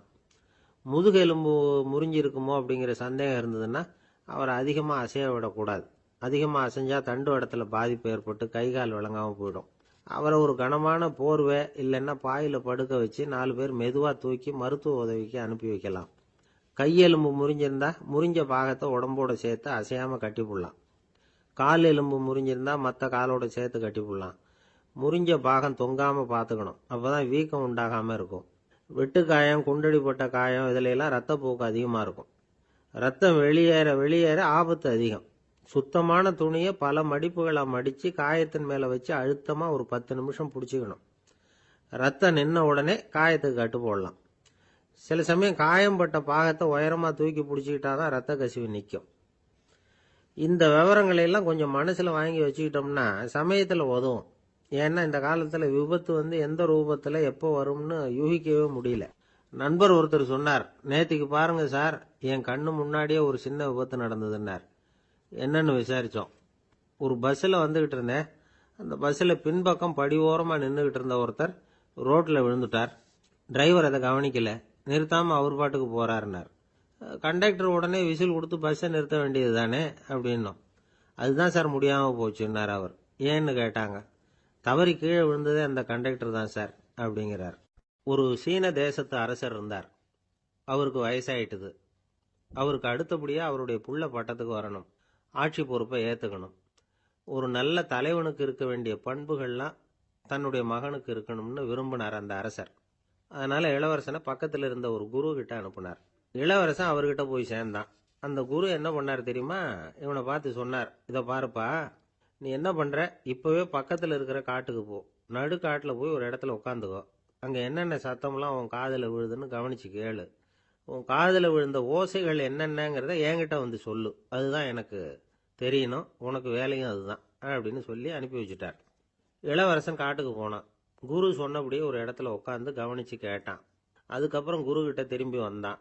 என்னென்ன சத்தம்லாம் கேட்ட அப்படின்னு கேட்டார் குரு. குருவே, காட்டுல நான் பறவைகள் சத்தம்லாம் கேட்டேன், மிருகங்களின் ஓசையையும் கேட்டேன், இதை தவிர இடி, மின்னல், மழை, இதுகளோட சத்தத்தையும் கேட்டேன் அப்படின்னா. குரு யோசனை பண்ணார், நீ இன்னமும் சரியா கேட்கல, அதனால மறுபடியும் காட்டுக்கு போ, கொஞ்ச நாள் தங்கி இருந்து கேட்டுட்டு வா அப்படின்னார். இளவரசனுக்கு ஒன்றும் புரியல. இருந்தாலும் குருவின் கட்டளையாச்சே, மறுக்க முடியுமா? உடனே அவன் மறுபடியும் காட்டுக்கு போனான். ஒரு இடத்துல உட்காந்தான். கொஞ்ச நேரம் உன்னிப்பா கவனிச்சு கேட்டான். சில நாள் கழிச்சு குரு கிட்ட திரும்பி வந்தான். குருவே, இந்த தடவை சில துல்லியமான சத்தங்களை எல்லாம் கேட்டான். தேனீ பறக்கிற சத்தம், நீரோடையின் மெல்லிய ஓசை, இதெல்லாம் கேட்டேன்னா. குரு சிரிச்சார். நீ மறுபடியும் காட்டுக்கு போ, இன்னும் சில நாள் அங்கே இரு, முழுமையா கவனமா கேட்டுக்கிட்டு வா அப்படின்னு சொல்லி அனுப்பி வச்சுட்டார். இளவரசனுக்கு குழப்பம் அதிகமாயிட்டுது. ஒண்ணுமே புரியல. மறுபடியும் காட்டுக்கு போனான். மௌனமா ஒரு இடத்துல உட்காந்துட்டான். அப்படியே தியானத்துல ஆழ்ந்துட்டான். சில நாள்ல அவனுக்கு இதுவரை கேட்காத ஓசைகள்லாம் கேட்க ஆரம்பிச்சுட்டுது. இதைத்தான் நான் கேட்கணும்னு என்னுடைய குரு எதிர்பார்த்திருக்கிறாருங்கிறத புரிஞ்சுக்கிட்டான். உடனே குரு கிட்ட ஓடனான். குருவே, இந்த தடவை காதுகளுக்கு கேட்க முடியாத சில ஓசைகளை கூட என்னால உணர முடிஞ்சுது. பூ மலருகிற ஓசை, சூரியனால பூமி சூடாகிறப்போ எழுகிற ஓசை, காலை பனித்துளி இந்த புல்லுலாம் குடிக்கிற ஓசை, இது எல்லாம் என்னால நல்லா கேட்க முடிஞ்சுது அப்படின்னா. குருவுக்கு இப்பதான் திருப்தி ஏற்பட்டுதான். இளவரசனை பார்த்து சொன்னார், இதை பாருப்பா, இப்பதான் நாட்டை ஆளுகிற தகுதி உனக்கு வந்திருக்குது அப்படின்னு சொல்லி அதுக்கு விளக்கமும் கொடுத்தாராம். எந்த அரசன் தன்னுடைய மக்களின் இதயம் பேசுகிற மௌன மொழிய, மௌன வார்த்தைகளை கேட்கிறானோ அவன்தான் ஆள தகுதி உள்ளவன். எந்த அரசன் தன்னுடைய மக்களின் உணர்ச்சிகளை உண்மையா உணர்றானோ அவன்தான் முதன்மையான அரசன். போலி வார்த்தைகளை மட்டும் கேட்டுட்டு பல மௌன ராகங்களை காதுல வாங்கிக்காதவன் அரசனே இல்லை. எந்த நாட்டுல எப்போ ஒரு அரசன் தன்னுடைய மக்களின் உணர்ச்சிகளை கேட்க மறுக்கிறானோ அன்னையிலிருந்தே அந்த நாடு அழிய தொடங்குது அப்படின்னு அர்த்தம். இதுதான் அந்த குரு இளவரசனுக்கு போதிச்சது. வாயால பேசுறத மட்டும் கேட்டு ஏமாறக்கூடாது, உணர்ச்சிகளையும் கேட்கறதுல தான் மனப்பக்குவம் உண்டாகும். மக்கள் உணர்ச்சிகளை புரிந்து கொள்ளாத அரசர்கள் நீடிச்சிருக்க முடியாது. அது மாதிரி நாடுகள்ல அடிக்கடி குழப்பம் தான் உண்டாகும். அப்படி இருந்தா அடிக்கடி ஆட்சி மாறிட்டு இருக்கும். அப்படிப்பட்ட ஒரு தேசம், அங்க ஒரு சிறைச்சாலையில 3 கைதிகள் பேசிக்கிட்டு இருந்தாங்க. ஒருத்தன் சொன்னான், நான் இந்த நாட்டு ராஜாவை எதிர்த்து பேசிக்கிட்டு இருந்தேன், அதனால என்னை பிடிச்சி கொண்டாந்து இங்க போட்டுட்டாங்க அப்படின்னா ஒருத்தன். இன்னொருத்தன் சொன்னான், நான் இந்த நாட்டு ராஜாவை ஆதரிச்சு பேசிக்கிட்டு இருந்தேன், அதனால என்னை பிடிச்சி கொண்டாந்து இங்க தள்ளிவிட்டாங்க அப்படின்னா. அது சரி, நீ என்ன தப்பு பண்ண அப்படின்னு சொல்லி 3வது ஆளை பார்த்து இவங்க கேட்டாங்க. அதுக்கு அந்த ஆளு சொல்றான், நான் தான் இந்த நாட்டு ராஜா அப்படின்னா. இந்த காலத்து புள்ள ஒருத்தன் தன்னோட அப்பாவை பார்த்து சொன்னான், அப்பா, நான் உனக்கு உதவி செய்யலாம்னு நினைக்கிறேன், என்ன உதவி செய்யணும்னு சொல்லு அப்படின்னா. நீ சும்மா இருந்தா அதுவே எனக்கு செய்யற பெரிய உதவிடா அப்படின்னார் அப்பா. சும்மா இருக்கிறதும் ஒரு உதவி தான், அது மாதிரி மௌனமும் ஒரு சமூக சேவை தான் அப்படிங்கிறார் காஞ்சி பெரியவர். நமக்கு 5 புலன்கள் இருக்கு, மெய், வாய், கண், மூக்கு, செவி. இந்த 5லேயும் அதிகப்படியான வேலை எதுக்குன்னு நினைக்கிறீங்க? வாய்க்கு தான். ஏன்னா அதுக்கு 2 வேலை. இப்போ கண்ணுக்கு பார்க்கறது மட்டும்தான் வேலை, காதுக்கு கேட்கறது மட்டும்தான் வேலை, மூக்குக்கு வாசனை அறியறது தான் வேலை, உடம்புக்கு உணர்றது மட்டும்தான் வேலை. ஆனால் வாய் அப்படி இல்லை, அதுக்கு 2 வேலை. சாப்பிட்றதும் அதுதான், பேசுறதும் அதுதான். அதாவது வாய் ஒன்று தான் கர்மேந்திரியமாகவும் இருக்குது, ஞானேந்திரியமாகவும் இருக்குது அப்படின்னு சொல்லுவாங்க. சாப்பாட்டில் உட்காந்தா எந்தெந்த ஆகாரம் என்னென்ன ருசின்னு அறிவிக்கிற வேலையும் செய்யுது. சபையில் உட்காந்தா பாடுறது, பேசுறது, சிரிக்கிறது, இது மாதிரியான வேலையும் செய்யுது. இன்னொரு வித்தியாசம், கண்ணு, காது, மூக்கெல்லாம் ஸ்ட்ரெயின் பண்ணிக்கிட்டு வேலை செய்கிறதில்ல. ஒரு ரோஜா பூ பார்த்தா உடனே மூக்கு அப்படியும் இப்படியும் அசைய ஆரம்பிக்கிறது இல்லை. ஒரு சங்கீதத்தை கேட்ட உடனே காது ஆட ஆரம்பிக்காது. ஆனால் வாய் அப்படி இல்லை, அது பேசினாலும் சரி சாப்பிட்டாலும் சரி அசைஞ்சு தான் ஆகணும். ஆக மற்றதை விட வாய்க்கு வேலை ஜாஸ்தின்னு தெரியுது. சாப்பிட்றது, பேசுறது அப்படின்னு 2 காரியம் அதுக்கு. இப்படி 2 காரியம் இருக்கிறதுனால அது 2யும் பாதியாக குறைச்சிக்கணுங்கிறது கடவுள் அபிப்பிராயமாக இருக்கணும் அப்படிங்கிறார் காஞ்சி பெரியவர். ஆனால் இப்போ நாம் அப்படியா நடந்துக்கிறோம்? அதுக்கு நேர்மாறாக நடந்துக்கிறோம். நாம் சாப்பிட்றதும் அதிகம், பேசுகிறதும் அதிகம், 2 வேலையையும் தேவைக்கு அதிகமாகவே செய்கிறோம். வாய் தான் ரொம்ப ஓவர் ஒர்க்குடு. அதுக்கு ஓய்வு கொடுத்தா உடம்பும் நல்லாயிருக்கும், உலகமும் நல்லாயிருக்கும். மௌன விரதம் இருக்கிறதெல்லாம் எதுக்காக நினைக்கிறீங்க? இதுக்காக தான். இந்த காலத்தில் மௌனமாக இருக்கிறவங்கெல்லாம் மகத்தான தொண்டு செய்கிறாங்க அப்படின்னு தான் சொல்லணும். சத்தம் அதிகமாக போய் தான் சவுண்டு பொல்யூஷன் வருது. அது மட்டும் இல்லை, மௌனமாக இருந்தால் சண்டை சச்சரவே வராது. மௌனம் கலக நாஸ்தி. ஆக இதுவும் ஒரு சமூக சேவை தான். நமக்கு தான் வாய் இருக்குதேங்கிறதுக்காக வசமாக சாப்பிட்றதும் தப்பு, வளவளன்னு பேசுறதும் தப்பு. ஒரு கருத்தை சொல்றதுக்கு ஒரே ஒரு சொல்லு போதும் அப்படின்னு இருக்கும்பொழுது 2 சொற்களை செலவு பண்ணாதே. எவ்வளவு சொன்னாலும் அதனால ஒரு பயனும் விளையாது அப்படின்னு தெரிய வருமேயானால் அந்த ஒரு சொல்லையும் விரயம் பண்ணாதே அப்படிங்கிறார் ஒரு அறிஞர். எல்லா குணங்கள்லேயும் மௌனம்தான் சிறந்தது அப்படிங்கிறார் ஒருத்தர். மௌனமா இருக்கிறது மூலமா மற்றவர்கள் குறைகளை நம்மால தெரிஞ்சுக்க முடியும். அதே சமயத்தில் நம்ம கிட்ட இருக்கிற குறைகளை மற்றவங்களுக்கு தெரியாம மறைச்சிக்கவும் முடியுங்கிறார் அவர். உண்மைதானே. ஒரு பெரிய மேடை பேச்சாளர், பொது வாழ்க்கையில் 25 வருஷ காலமாக ஈடுபட்டிருக்கிறவர். அவர் மனைவி ஒரு நாள் சொன்னாங்க, எங்கள் வீட்டுக்காரர் 25 வருஷ காலமாக பொது வாழ்வில் ஈடுபட்டிருந்தா கூட இந்த மாதம் 10ஆம் தேதியிலிருந்து தான் மக்களுக்கு சேவை செய்ய ஆரம்பிச்சிருக்கார் அப்படின்னு நாங்கள் ரொம்ப பெருமையாக. 10ஆம் தேதிக்கு அப்படி என்ன விசேஷம் அப்படின்னு கேட்டோம். அன்னையிலேருந்து தான் அவர் மேடையில் பேசுகிறத நிறுத்தினார் அப்படின்னாங்க அந்த அம்மா. ஒரு மனுஷனுக்கு 3 விதத்தில் கர்வம் உண்டாகிறதுக்கு வாய்ப்பு உண்டு. பணம், பதவி, புகழ். பணம் அதிகமாக வந்தால் கர்வம் வரலாம், பதவி பெருசாக வந்துட்டுதுன்னா கர்வம் வரலாம், புகழ் அதிகமாக போனாலும் கர்வம் வரலாம். இந்த 3 வகையான கர்வத்துக்கும் இடம் கொடுக்காம இருக்கிறாங்க பாருங்க, அவங்க தான் சிறந்த மனிதர்கள். ஒரு பெரிய பொறுப்பில் இருக்கிறவங்களுக்கு கர்வம் வந்துடக்கூடாது. அப்படி வந்துட்டுதுன்னா அது எல்லாருக்கும் இடைஞ்சல். ஒரு ராஜா இருந்தார். அவர் ஒரு நாள் தன்னுடைய தலைநகரத்தை சுற்றி வந்துகிட்டு இருந்தார். ஒரு இடத்துல ஒரு அழகான நிலத்தை பார்த்தார். ஆஹா, இந்த இடத்துல நமக்குன்னு ஒரு மாளிகையை கட்டினா எவ்வளவு நல்லா இருக்கும் அப்படின்னு நினைச்சார். ராஜா நினைச்சா அது முடியாத காரியமா? சரி, இந்த நிலம் யாருக்கு சொந்தம்னு விசாரிங்க அப்படின்னார் பக்கத்தில் இருந்தவங்க கிட்ட. அவங்கெல்லாம் ஓடி போய் விசாரிச்சாங்க. அந்த இடம் ஒரு வயசான கிழவிக்கு சொந்தம், வயசான அம்மாவுக்கு சொந்தமா. அந்த அம்மா தான் அதில் ஒரு குடிசையை போட்டு குடியிருந்துட்டு இருக்கிறாங்க. சரி, அந்த நிலத்துக்கு ஒரு விலையை நிர்ணயம் பண்ணி அதை அந்த வயசான அம்மா கிட்ட கொடுத்துருங்கோ அப்படின்னு உத்தரவு போட்டார் ராஜா. ஆனால் அந்த அம்மா, இது எங்கள் பூர்வீக இடம், இதை விற்க மாட்டேன் அப்படின்னு சொல்லிவிட்டுது. சரி, 2 பங்கு விலை கொடுக்குறோம்னு சொல்லி பாருங்க அப்படின்னாங்க. அப்படியே சொன்னாங்க அரண்மனை ஆட்கள். அதுக்கும் சம்மதிக்கலை அந்த அம்மா. இதை கேள்விப்பட்டதும் ராஜாவுக்கு கோபம் வந்துட்டுது. தன்னுடைய ஆளுங்களை கூப்பிட்டார். போய் அந்த குடிசையை பிரித்து எறிங்க, காசெல்லாம் ஒன்றும் கொடுக்காதீங்க அப்படின்னு கத்தினார். அவ்வளோதான். அடுத்த நிமிஷம் அரண்மனை ஆசாமிகள் போனாங்க, குடிசையை பிரித்து எரிஞ்சாங்க. அந்த வயசான அம்மா இருக்கு, அதுவும் அந்த இடத்த விட்டு துரத்தி விட்டாங்க. அந்த இடத்துல ஒரு அரச மாளிகையை கட்டி முடிச்சிட்டாங்க. அந்த வயசான அம்மா பாவம், ராஜாவே இப்படி பண்ணால் யாருக்கிட்ட போய் முறையிட முடியும்? ஒரு ஞானி இருந்தார், அவர்கிட்ட போய் சொன்னாங்க. அவர் இவங்க சொன்னதை கேட்டு மனசில் வச்சுக்கிட்டார். ஒரு நாள் அந்த ராஜாவே இந்த ஞானியை கூப்பிட்டார். புதுசாக ஒரு மாளிகை கட்டியிருக்கிறேன், வந்து பாருங்கன்னு. சரின்னு சொல்லி இந்த பெரியவர் ஒரு நாள் அந்த மாளிகைக்கு போனார். சும்மா போகல, ஒரு கழுதையையும் ஓட்டிகிட்டு போனார். கொஞ்சம் சாக்குகள், வெத்து சாக்கு, அதையும் எடுத்து கழுதை முதுகில் போட்டு கழுதையை ஓட்டிகிட்டு போகிறார். ராஜா பார்த்தார். அவருக்கு இது ஆச்சரியமாக இருந்தது. என்ன இது, மாளிகைக்கு வந்துட்டு போங்கன்னு கூப்பிட்டா கழுதை, சாக்கு இதெல்லாம் கூப்பிட்டு வராரே, ஒன்றும் புரியலையேன்னு நினைச்சார். எதுக்காக இதெல்லாம்னு கேட்டார். அரசருடைய தோட்டத்திலிருந்து கொஞ்சம் மண் எடுத்துகிட்டு போகிறதுக்கு ஆசைப்படுறேன், அதுக்கு நீங்கள் அனுமதி கொடுக்கணும் அப்படின்னாரு இவர். இது என்ன வேடிக்கையான கோரிக்கையாக இருக்குது அப்படின்னு நினைச்சார் ராஜா. இருந்தாலும் மண்ணு தானே கேட்குறாரு, எடுத்துகிட்டு போட்டுமே அப்படின்னு நினைச்சார். சரி, நான் அனுமதி கொடுத்தார். அந்த பெரியவர் தோட்டத்துக்கு போனார், மண்ணை வெட்டினார், சாக்கில் போட்டு நிரப்புனார். ராஜாவை கொஞ்சம் கிட்ட வாங்கன்னு கூப்பிட்டார். இந்த மண் மூட்டையை தூக்கி கழுதையோட முதுகில் வைக்கணும், கொஞ்சம் உதவி பண்ணுங்கன்னார். ஓ, பண்ணுறேனே அப்படின்னு சொல்லி ராஜா கிட்ட போனார். மூட்டையை தூக்கி பார்க்குறாரு, முடியல, திணறி போட்டார். இப்போ அந்த ஞானி பேசினாராம். அரசே, இந்த ஒரு சாக்கு மண்ணையே உங்களால் தூக்க முடியல, அந்த கிழவிகிட்ட இருந்து அந்த அக்கிரமமாக அபகரித்த இந்த தோட்டம் பூராவையும் சுமக்கணும்னு ஆசைப்படுறீங்களே, அது உங்களால் முடியுமா அப்படின்னு கேட்டாராம். ராஜா யோசனை பண்ண ஆரம்பித்தார். தன்னுடைய செயலுக்காக வருத்தப்பட்டாராம்.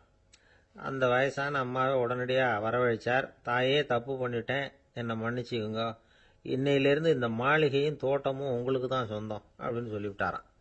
போகிறப்ப இந்த உலகத்திலேருந்து எண்ணத்தை எடுத்துகிட்டு போக போகிறோம், அதனால் ரொம்பவும் அலட்டிக்க வேண்டியதில்லை, கர்வப்பட வேண்டியதில்லை அப்படிங்கிறது ஒரு பெரிய உபதேசம். ஒரு பெரிய மனுஷன் சாக கிடந்தார், ரொம்பவும் அழுதார். ஏன் அழறீங்க அப்படின்னு கேட்டாங்க சுற்றி இருந்தவங்க. நான் சாகிறதுக்காக கவலைப்படலை, நான் நம்ம ஜனங்களுக்காக எவ்வளவோ காரியம்லாம் செஞ்சுக்கிட்டு வந்தேன். நான் செஞ்சுக்கிட்டு வந்த சேவையை இனிமேல் யார் செய்ய போகிறாங்க, அது யாரால் முடியும், அதை நினச்சி தான் அழறேன் அப்படின்னாராம். ஒருத்தர் முன்னாடி வந்தார். அதுக்காக நீங்கள் கவலைப்படாதீங்க, உங்கள் சேவையை தொடர்ந்து செய்யறதுக்கு என்ன மாதிரி இளைஞர் பட்டாலும் தயாராக இருக்குது, இருந்தாலும் எங்கள் கவலை என்னன்னா அப்படின்னு இழுத்தார். என்ன சொல்லுங்கன்னு கேட்டார் அவர். நீங்க இதுவரைக்கும் என்ன சேவை செஞ்சுக்கிட்டு வந்தீங்க, அதுதான் எங்களுக்கு இன்னமும் புரியாத புதிரா இருக்கு அப்படின்னாராம் அவரு. ஒருத்தர் ஒரு தவறு செஞ்சு விடுறாருன்னு வச்சுக்கங்க, உடனே நீ செஞ்சது தவறு அப்படின்னு சொல்றது ஒரு வகை. அதுக்கு பதிலா எது சரின்னு அவர் புரிந்து கொள்ள உதவி செய்யறது இன்னொரு வகை. இந்த ரெண்டாவது வகை இருக்கு பாருங்க, நிர்வாக இயல்ல இது ரொம்ப முக்கியம். அலுவலகத்தில் வேலை பார்க்குற ஒருத்தர் முக்கியமா தெரிஞ்சுக்க வேண்டியது என்ன தெரியுமா? சக ஊழியர்கள் கிட்ட எப்படி பழகணும், மேலதிகாரிகள் கிட்ட எப்படி பழகணும், தனக்கு கீழே வேலை செய்கிறவங்க கிட்ட எப்படி பழகணும், வாடிக்கையாளர்கள் கிட்ட எப்படி பழகணும், இவங்க எல்லார்கிட்டையும் செம்மையான உறவை ஏற்படுத்திக்கிறது எப்படி, இதையெல்லாம் சொல்லிக் கொடுக்குற பாடம் தான் இன்டர் பர்சனல் ஸ்கில், திறமையான உறவு அப்படிங்கிறது. எந்த வேலையில் இருந்தாலும் சரி, இந்த உறவுகளை வளர்க்கும் திறன் உள்ளவங்க சீக்கிரம் முன்னுக்கு வந்துடுறாங்க. மற்றவங்க கிட்ட உறவை பலப்படுத்திக்கிறது எப்படி அப்படின்னு தெரிஞ்சுக்கிட்டோம்னா எந்த ஒரு தடையையும் சுலபமாக தாண்டி செய்கிற தொழிலில் முன்னுக்கு வந்துடலாம். ஹார்வர்டு பல்கலைக்கழகத்தில் ஒரு கணக்கெடுப்பு பண்ணி பார்த்தாங்களாம். பார்க்கிற வேலையில் எது மாதிரி குணாதிசயம் உள்ளவங்க வேகமாக முன்னுக்கு வர்றாங்க அப்படின்னு தெரிஞ்சுக்கிறதுக்காக இந்த கணக்கெடுப்பு. வெவ்வேறு துறையில் வேகமாக முன்னுக்கு வந்திருக்கிற பல பேரை சந்தித்து இந்த சர்வேயை நடத்தியிருக்கிறாங்க. அவங்க கண்டுபிடிச்சு சொல்லியிருக்கிற உண்மை என்ன தெரியுமா? ஒருத்தர் ஒரு வேலையில் இருந்தால் அது சம்பந்தப்பட்ட சப்ஜெக்ட் பற்றிய அறிவு 35% இருந்தால் போதுமா. ஆனால் உறவுகளை வளர்க்கக்கூடிய திறன், இன்டர் பர்சனல் ஸ்கில்லு 65% வேணும். இப்படி உள்ளவங்க சீக்கிரம் முன்னுக்கு வந்துடுறாங்களாம். அதனால் ஒருத்தருக்கு வேலை சரியாக புரியலைன்னா கூட விவரமாக மற்றவங்க கிட்ட பழகிறது எப்படின்னு புரிஞ்சால் போதும், அவர் முன்னுக்கு வந்துடலாம். அலுவலகங்களில் மட்டும் இல்லை, எல்லா இடங்கள்லையும் இது ரொம்ப முக்கியம். வீட்டுக்குள்ளேயும் இது ரொம்ப முக்கியம், வீட்டுக்கு வெளியேயும் இது முக்கியம். அடுத்தவங்க கிட்ட பழகிறது எப்படிங்கிறத தெரிஞ்சுக்காதவன் வாழ்க்கையில் முன்னேற முடியாது. இன்னைக்கு ஆயுதங்களால் காயப்படுத்தி கொள்ளுகிறவர்களை விட வார்த்தைகளால் காயப்படுத்தி கொள்ளுகிறவர்கள் தான் அதிகம். பெரியவங்க என்ன சொல்றாங்க தெரியுமா? நீங்க இந்த பூமியில பிறந்ததன் அர்த்தம் பூர்த்தி ஆகணும்னா அடுத்தவங்களுக்கு உதவி பண்ணுங்க. அடுத்தவங்களுக்கு உதவி செய்ய முடியாவிட்டால் கூட பரவாயில்லை, ஆனால் யாரையும் புண்படுத்தி விடாதீங்க அப்படின்னு சொல்றாங்க. எனக்கு தெரிஞ்ச ஒருத்தர் ஒரு அலுவலகத்தில் வேலை பார்க்குறார். அவர் சொல்லுவார், எனக்கு இந்த இன்டர் பர்சனல் ஸ்கில் ரொம்ப அதிகம் சார். சக ஊழியர்கள்கிட்ட ரொம்ப சுமூகமாக நடந்துக்குவேன். என் கூட வேலை பார்க்குற ஒருத்தருக்கு ஏதாவது ஒரு கஷ்டம்னா அந்த சமயத்தில் அவர் செய்ய வேண்டிய வேலையை நான் செஞ்சிருவேன் சார் அப்படிம்பார். நான் அவர்கிட்ட சமீபத்தில் அப்படி ஏதாவது செஞ்சுருக்கீங்களா அப்படின்னு கேட்டேன். செஞ்சுருக்கேன் சார். போன வாரம் புதன்கிழமை ஆஃபீஸில் என் பக்கத்து சீட்டுக்காரருக்கு வயிற்று வலி. உடனே நான் மெடிக்கல் லீவ் போட்டுட்டு எங்கள் வீட்டுக்கு போயிட்டேன் சார் அப்படின்னா. ஒரு ஊரில் ஒரு கோயில் இருந்தது. ரொம்ப பழைய கோயில். உள்ளே போகிறதுக்கே பயமாக இருக்கும். எந்த நேரத்தில் இடிஞ்சு விழுந்துருமோ அப்படிங்கிற பயம். அப்படி இருந்ததுனால யாரும் துணிஞ்சு சாமி கும்பிடுறதுக்கு அங்கே போகிறதில்ல. கோயிலுக்கு வர்ற கூட்டம் கொஞ்சம் கொஞ்சமாக குறைய ஆரம்பிச்சுட்டுது. கோயில் நிர்வாகிகள் எல்லாரும் கூடி உட்காந்து பேசினாங்க. என்ன பண்ணலாம்னு யோசனை பண்ணாங்க. எந்த இடம் மோசமாக இருக்கோ அந்த இடத்த பழுது பார்த்தாங்க. அங்கே எங்கே வர்ணத்தை பூசி கொஞ்சம் அழகுபடுத்தி பார்த்தாங்க. ஏதோ இந்த ஊரில் கோயில்னு ஒன்று இருக்கு, அது மக்களுக்கு தெரியணும் அப்படிங்கிறதுக்காகத்தான் இப்படிலாம் பண்ணாங்க. இருந்தாலும் கோவில் இருக்கிற நிலைமை மக்களுக்கு தெரியும். அதனால் அங்கே வர்றது குறைச்சிக்கிட்டாங்க அவங்க. ஒரு கட்டத்தில் யாருமே வர்றதில்லை. நிலைமை அந்த அளவுக்கு ஆயிட்டுது. மறுபடியும் கோவில் நிர்வாகிகள் கூட்டம் நடந்தது. இந்த கூட்டம் கூட கோயிலுக்கு உள்ளே நடக்கலை, இடிஞ்சு விழுந்துருமோங்கிற பயம். அதனால வெளியில தான் உட்காந்து கூட்டத்தை நடத்தினாங்க. ஏன்னா உள்ளே போகிறதுக்கு அவங்களுக்கும் துணிச்சல் கிடையாது. எந்த நேரமும் விழுந்துரும் போல இருந்தது அது. அது வழியாக போகிறவங்க கூட வேகமாக அந்த இடத்த கடந்து போக ஆரம்பிச்சிட்டாங்க. கோவில் நிர்வாகிகள் வெளியில் உட்காந்து கூட்டம் போட்டாங்க இல்லையா, அந்த கூட்டத்தில் 4 தீர்மானங்களை நிறைவேற்றினாங்க.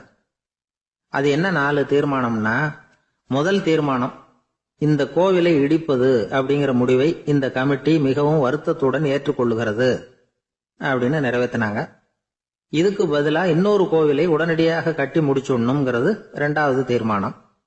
3வது தீர்மானம் என்ன தெரியுமா? பழைய கோவிலின் கதவுகள், அதிலிருந்து பிரித்து எடுக்கிற செங்கல், இதையே புது கோவில் கட்டுவதற்கு பயன்படுத்தி கொள்ள வேண்டியது. பழைய கோவில் இருந்த மாதிரியே அதே வடிவத்தில் புது கோவிலையும் கட்ட வேண்டியது. பழைய கோவிலின் அஸ்திவாரத்தை அப்படியே வச்சுக்கிட்டு அதுக்கு மேல நாம கோயிலை கட்டிக்க வேண்டியது. இதுதான் 3வது தீர்மானம். இதையும் கமிட்டி முழு மனசோட ஏத்துக்கிட்டது. இது வரைக்கும் சரி. இப்ப அந்த கமிட்டி 4வதா ஒரு முக்கியமான தீர்மானத்தை கொண்டுகிட்டு வந்து அதையும் ஏகமனதா நிறைவேற்றி விட்டது. அது என்ன தீர்மானம்னா, புதிய கோவில் கட்டி முடிக்கிற வரைக்கும் பழைய கோவிலை இடிக்கிறதில்லை அப்படிங்கிற தீர்மானம். எப்படி இருக்குது பாருங்க இது. பழசை இடிக்காத வரையில அதே இடத்துல புதுசா எப்படி கட்ட முடியும்? பல விஷயங்கள்ல நாம நடந்துகிற முறையும் இப்படிதான் இருக்குதான். வாழ்க்கையில முன்னேறணும்னு ஆசைப்படுவோம். அதே நேரத்துல அந்த முன்னேற்றத்துக்கு எது தடையா இருக்கோ அதை விட்டு விடுறதுக்கும் மனசு வராது. வெளிநாட்டுல ஒரு பெரிய விருந்து நடந்துகிட்டு இருந்துதான். எல்லாரும் மது கோப்பையும் கையுமா அலைஞ்சுகிட்டு இருக்கிறாங்க. ஒருத்தர் மட்டும் கையில எதுவும் இல்லாம ரொம்ப நல்ல பிள்ளையா சாதுவா ஒரு ஓரமா தனியா உட்கார்ந்துருக்கிறார். அவர்கிட்ட நெருங்கி வாங்க மது சாப்பிடலாம் அப்படின்னு கூப்பிட்டாங்களாம். என்ன வற்புறுத்தாதீங்க, நான் என் மனசுக்குள்ள உறுதியா தீர்மானம் பண்ணிவிட்டேன் அப்படின்னாராம். என்ன தீர்மானம் பண்ணிருக்கீங்க அப்படின்னு கேட்டிருக்காங்க. ஏற்கனவே முழு போதையில இருக்கும் பொழுது மறுபடியும் மது கோப்பையை தொடறதில்ல அப்படின்னு தீர்மானம் பண்ணிருக்கேன் அப்படின்னாராம். ஏங்க எங்க போயிட்டு வரீங்க அப்படின்னு கேட்டேன். எனக்கு வேண்டப்பட்ட ஒருத்தரை பார்த்து. ஆஸ்பத்திரிக்குன்னார். எந்த ஆஸ்பத்திரிக்குன்னு? மாட்டு ஆஸ்பத்திரிக்குன்னார். என்ன விஷயம்னு? மாமனாருக்கு உடம்பு சரியில்லை, அதுதான் மாட்டு ஆஸ்பத்திரிக்கு போயிட்டு வரேன்னார். அட பாவி, அதுக்கு அந்த ஆஸ்பத்திரிக்கா போவாங்க அப்படின்னு ஆச்சரியமா. அட அது இல்லப்பா, முதல்ல எங்க குடும்ப டாக்டர் தான் தேடிக்கிட்டு போனேன்.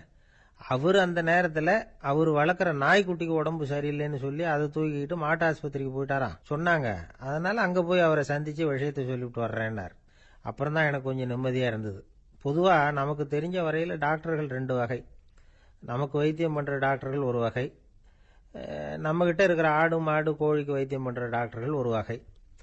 இப்போதான் எனக்கு தெரியும் இன்னொரு வகையான டாக்டர்களும் உண்டுங்கிறது. அது யாருன்னா பூச்சிகளுக்கு வைத்தியம் பண்ணுற டாக்டர்கள், அதாவது பூச்சி டாக்டர்கள். வெளிநாடுகளில் அப்படிலாம் கூட சில பேர் இருக்கிறாங்க. பிரிட்டனில் யார்க்ஷயர் வட்டாரத்தில் ராதர்ஹாம் அப்படின்னு ஒரு ஊர்.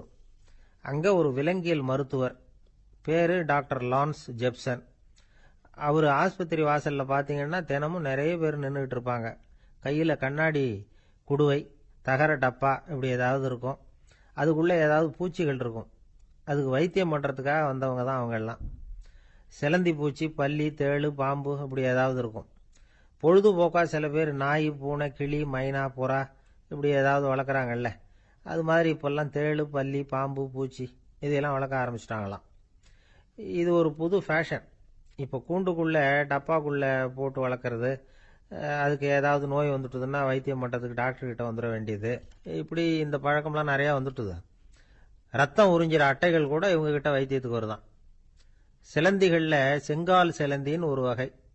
மத்திய அமெரிக்க காடுகளில் இது அதிகம். சிலந்திகள்லேயே ரொம்ப விலை உசந்தது இந்த ரகம்தான். கால்களில் சிவப்பு கோடுகள் இருக்கும். இந்த இனம் இப்போ குறைஞ்சிக்கிட்டே வர்றதுனால சர்வதேச விதிகளின்படி இவற்றின் ஏற்றுமதி இறக்குமதிக்கு தடை விதிக்கப்பட்டிருக்குது. அதனால் இதை வளர்க்குறவங்க வீட்டுக்குள்ளேயே இனவிருத்தி மூலமாக பெருக்கி விற்பனை பண்ணிட்டு வராங்களாம். அந்த வகை சிலந்திகள் தான் இப்போ வைத்தியத்துக்கு அதிகமாக வருதான். சரி, இதுக்கெல்லாம் எப்படி வைத்தியம் பண்ணுறாங்க? முதல்ல அதை குளிர்பதன பெட்டியின் வழுவழுப்பான சுவரில் விட்ட உடனே அதெல்லாம் மெதுவாக இறங்கி வரும். அப்போ அதன் நோயை கண்டுபிடிக்கிறது சுலபம். அப்புறம் அதுக்கு கிருமிகளை கொல்லக்கூடிய மருந்துகளையோ வலி நிவாரண மருந்துகளையோ கொடுப்பாங்க. கால் உடைஞ்ச சிலந்திகளுக்கு பசையை கொண்டு ஆப்ரேஷன் பண்ணுவாங்க. சில சிலந்திகளுக்கு உடைஞ்ச காலை எடுத்துட்டா புதிய கால் வளர்ந்துடும். சிலந்திகளை மனிதர்கள் கையில் எடுக்கிறப்போ அது பயந்து போய் கீழே குதிக்குது. அதனால் கால் உடஞ்சி விடுது, இல்லைன்னா வயிறு சேதமடையுது. அந்த நிலைமையில் வர்ற சிலந்திகளுக்கு மயக்க மருந்து கொடுத்து ஆப்ரேஷன்லாம் கூட பண்ணுறாங்களாம். பார்த்தீங்களா பூச்சிகளுக்கு வந்த வாழ்வே. நம்ம ஊர்லேயும் வீடுகளில் பூச்சிகள் வளர்க்குறது உண்டு. ஒருத்தர் வந்தார், எனக்கு 3000 கரப்பாம்பூச்சி அவசரமாக தேவைப்படுது, எங்கே கிடைக்கும்னு கேட்டார். கரப்பாம்பூச்சியா, அது என்னத்துக்குன்னு கேட்டோம். அது வேற ஒன்றும் இல்லை, நான் குடியிருக்கிற வாடகை வீட்டை காலி பண்ண போகிறேன். வீட்டு சொந்தக்காரர் என்ன சொல்கிறாருன்னா, இந்த வீட்டுக்கு நான் குடி வந்தப்போ எப்படி இருந்ததோ அதே நிலைமையில் விட்டுட்டு போகணும்னு வீட்டுக்காரர் சொல்லியிருக்கிறார், அதனால தான் கேட்டேன் அப்படின்னார். ஒரு தந்தை தன்னோட பிள்ளைய ரொம்ப தைரியசாலியாக வளர்க்கணும்னு ஆசைப்பட்டார். அதுக்காக அவனை கூப்பிட்டு உட்கார வச்சு இப்படி உபதேசம் பண்ணார். இதை பாருப்பா, நான் உன்னாட்டம் இருக்கிறப்போலாம் எதுக்கும் பயப்பட மாட்டேன், ரொம்ப துணிச்சலாக இருப்பேன். ஒரு நாள் ஒரு அப்பாவி எலிய ஒரு பூனை துரத்திட்டு ஓடிச்சு. நான் உடனே என்ன செஞ்சேன் தெரியுமா? அந்த பூனையை பிடிச்சேன். அது வாலில் ஒரு பட்டாசு சரத்தை கட்டினேன், கொளுத்தி விட்டேன். படபடன்னு வெடிக்க ஆரம்பிச்சுட்டுது. அது துள்ளிக்கிட்டு அங்கேயும் இங்கேயும் ஓடி இருக்கு பாரு ஓட்டம், ரொம்ப தமாஷு அப்படின்னார் அப்பா. இப்படி சொல்லிவிட்டு பையனை பார்த்து, இதை கேட்கறதுக்கு உனக்கும் துணிச்சல் வருதா? நான் என்னுடைய செயலை நீ கேட்குறப்போ உனக்கு துணிச்சல் வருதா அப்படின்னு கேட்டார். வருதுன்னா பையன். எப்படின்னா அப்படிங்கிற விவரத்தையும் சொன்னான் அவன். அதாவது எலியை விரட்டினத்துக்காக பூனை வாலில் பட்டாசு கொளுத்துனீங்க நீங்க, பூனையை விரட்டினத்துக்காக உங்க கழுத்துல பட்டாசு சரத்தை மாட்டினா என்னன்னு தோணுது எனக்கு அப்படின்னு நான் பையன். பையனோட துணிச்சல் அப்பாவே நடுங்க வச்சுட்டுது. அது சரி, ஒரு அப்பா பிள்ளைக்கு இப்படியா உபதேசம் பண்றது? எல்லாருக்கிட்டையும் அன்பா பழகிறது எப்படி அப்படின்னு சொல்லி கொடுக்கணும். பிஞ்சு உள்ளங்கள்ல நஞ்ச தூவலாமா? ஒரு நாள் விநாயகர் ஒரு பூனையோட விளையாடிக்கிட்டு இருந்தாராம். அப்படி ஆசையா விளையாடிக்கிட்டு இருந்தப்ப அவரோட கை நகம் தவறுதலா பூனையோட முகத்துல பட்டுட்டுதான். அது ஒரு சின்ன கீறலை உண்டாகி விட்டுது. அப்பா அவர் அதை ஒரு பெருசா நினைக்கல. கொஞ்ச நேரத்துக்கு அப்புறம் விநாயகர் வீட்டுக்கு வந்தார். அவங்க அம்மா பார்வதி தேவியை பார்த்தார். பார்வதி தேவி கன்னத்துல விரலால கீறினது மாதிரி ஒரு அடையாளம் இருந்தது. விநாயகருக்கு அதிர்ச்சி, ஆச்சரியம். நம்ம அம்மா இந்த உலகத்துக்கே தாயார், அப்பேற்பட்ட அவங்க முகத்திலேயே கீறலை உண்டாக்கக்கூடியவங்க யாரா இருக்க முடியும் அப்படின்னு யோசனை பண்ணார். தாயே, உன்னுடைய கன்னத்தில் இந்த வடு எப்படிம்மா ஏற்பட்டதுன்னு கேட்டார். குழந்தாய், இது நீ செஞ்ச காரியம்தான்ப்பா. உன்னுடைய கை நகம் கீறினதுனால ஏற்பட்ட வடு தான் இது அப்படின்னாங்க அவங்க. விநாயகர் திடுக்கிட்டு போட்டார். எப்படிம்மா அது? நான் எந்த காலத்திலையும் உன்னை அப்படி கீறினதாக எனக்கு நினைவு இல்லையே அப்படின்னார். இன்னைக்கு காலையில் ஒரு பூனையை கீறினதை நீ மறந்துட்டியா அப்படின்னாங்க அந்த அம்மா. விநாயகர் திகைச்சு போய் நின்னார். பார்வதி தேவி சொன்னாங்க, இதை பார்ப்பா, இந்த உலகத்தில் இருக்கக்கூடிய எல்லா உயிர்கள்லையும் நான் இருக்கிறேன். நான் தான் இந்த உலகமாக ஆகியிருக்கிறேன். ஆகையினால நீ யாரை துன்புறுத்தினாலும் அது உண்மையிலேயே என்ன துன்புறுத்தினதாக தான் வந்து முடியும் அப்படின்னாங்க. விநாயகர் மனசுக்குள்ள ஒரு வெளிச்சம் ஏற்பட்டுதான். அதுக்கப்புறம் அவர் யாரையுமே கல்யாணம் பண்ணிக்காததுக்கு அதுதான் காரணமா. இந்த உலகத்தில் எல்லாரையும், இங்கே இருக்கிற எல்லாத்தையும் தாயின் வடிவமாக அவர் பார்க்க ஆரம்பிச்சிட்டாராம். குருதேவர் ராமகிருஷ்ணர் இந்த கதையை எடுத்து சொல்லியிருக்கிறார். நபிகள் நாயகம் ஒரு தடவை ஒரு நாற்காலியில் உட்காந்து என்னமோ யோசனை பண்ணிட்டு இருந்திருக்கிறார். அப்போ அவரோட உடையில ஒரு கீழ்ப்பகுதி தரையில் படிஞ்சு கிடந்திருக்குது. அங்கே விளையாடிக்கிட்டு இருந்த ஒரு பூனை அது மேலே வந்து படுத்து தூங்கி போச்சு. தொழுகை செய்ய வேண்டிய நேரம் வந்துட்டது. நபிகள் நாயகம் எழுந்திருக்க பார்த்தார். அப்போதான் பூனை தன்னோட உடை மேலே படுத்து தூங்கிட்டு இருக்கிறது கண்ணில் படுது. பூனையோட தூக்கத்தை கலைக்க விரும்பல அவர். தன்னுடைய சகோதரியை கூப்பிட்டார். ஒரு கத்திரிக்கோள் எடுத்துட்டு வர சொன்னார். பூனை படுத்திருந்த உடை பகுதி மட்டும் இருக்குல்ல, அதை மட்டும் அதோட கத்திரிச்சு விட்டுட்டு அதுக்கப்புறம் அவர் எழுந்திரிச்சு தொழுகைக்கு போனாராம். அதாவது பிற உயிர்கள்கிட்ட எப்படி அன்பு காட்டணுங்கிறத பெரியவங்க எவ்வளவோ விதத்தில் நமக்கு எடுத்து காட்டியிருக்கிறாங்க. இருந்தாலும் எத்தனை பேர் மனசில் அதெல்லாம் உரைச்சிருக்குது? நாமளும் நம்ம ட்ரெஸ்ஸு மேலே ஒரு பூனை படுத்திருந்தா ஒரு கத்திரிக்கோலை தான் தேடுவோம், எடுத்துகிட்டு வர சொல்லுவோம். துணியை வெட்டுறதுக்கு பதிலாக இல்லை அதோட வாழை வெட்டினா என்ன அப்படின்னு தோணும். ஒரு ஆள் ரொம்ப பிரியமாக ஒரு பூனையை ஆற்றுல குளிப்பாட்டிக்கிட்டு இருந்தானா. எப்படி? அந்த பூனையை ஆற்று தண்ணியில் அமுக்கி அமுக்கி குளிப்பாட்டிக்கிட்டு இருக்கிறான். அந்த வழியாக போன பெரியவர் ஒருத்தர் இதை பார்த்தார். இதை பார்ப்பா, பூனையை அது மாதிரி ஆற்று தண்ணியில் அமுக்கி குளிப்பாட்டாத, மூச்சு திணறி செத்து போடும் அப்படின்னு அட்வைஸ் பண்ணார். நீ போய் அவன் வேலையை பார்த்துக்கிட்டு, எனக்கு எல்லாம் தெரியும்னா இவன். சரின்னு அவர் போயிட்டார். கொஞ்ச நேரம் கழித்து அவரே அந்த வழியாக திரும்பி வந்துக்கிட்டு இருந்தார். ஆற்றுல பூனையை குளிப்பாட்டிக்கிட்டு இருந்தவன் அழுதுகிட்டு உட்காந்துருக்கிறான். பக்கத்தில் அந்த பூனை செத்து கிடக்குது. இதை பார்த்தார் பெரியவர். நான் தான் அப்போவே சொன்னேனே அந்த பூனையை ஆற்றுல நினைக்காதேன்னு, அதை கேட்டிருந்தா இப்படி ஆயிருக்குமா அப்படின்னார். அந்த ஆள் கோபமாக இவரை முறைச்சி பார்த்தான். அட போய்யா, இந்த பூனை ஆற்றுல குளித்ததுனால ஒன்றும் செத்து போகல, குளித்ததுக்கு அப்புறம் அதோட உடம்பு ஈரமாக இருக்குதுன்னு அதை புழிஞ்சேன், அதனால தான் இப்படி ஆயிட்டுது அப்படின்னு நானா.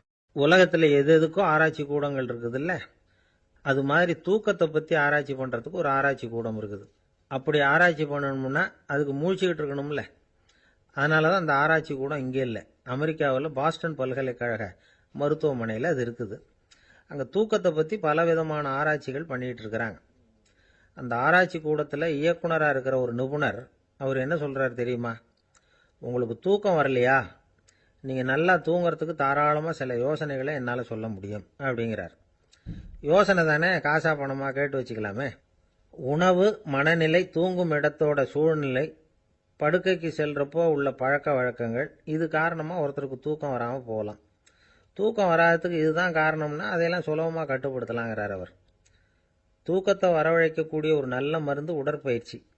ஆனால் ஒன்று, படுக்க போகிற நேரத்தில் இது மாதிரி உடற்பயிற்சிகள் எல்லாம் செய்யக்கூடாது.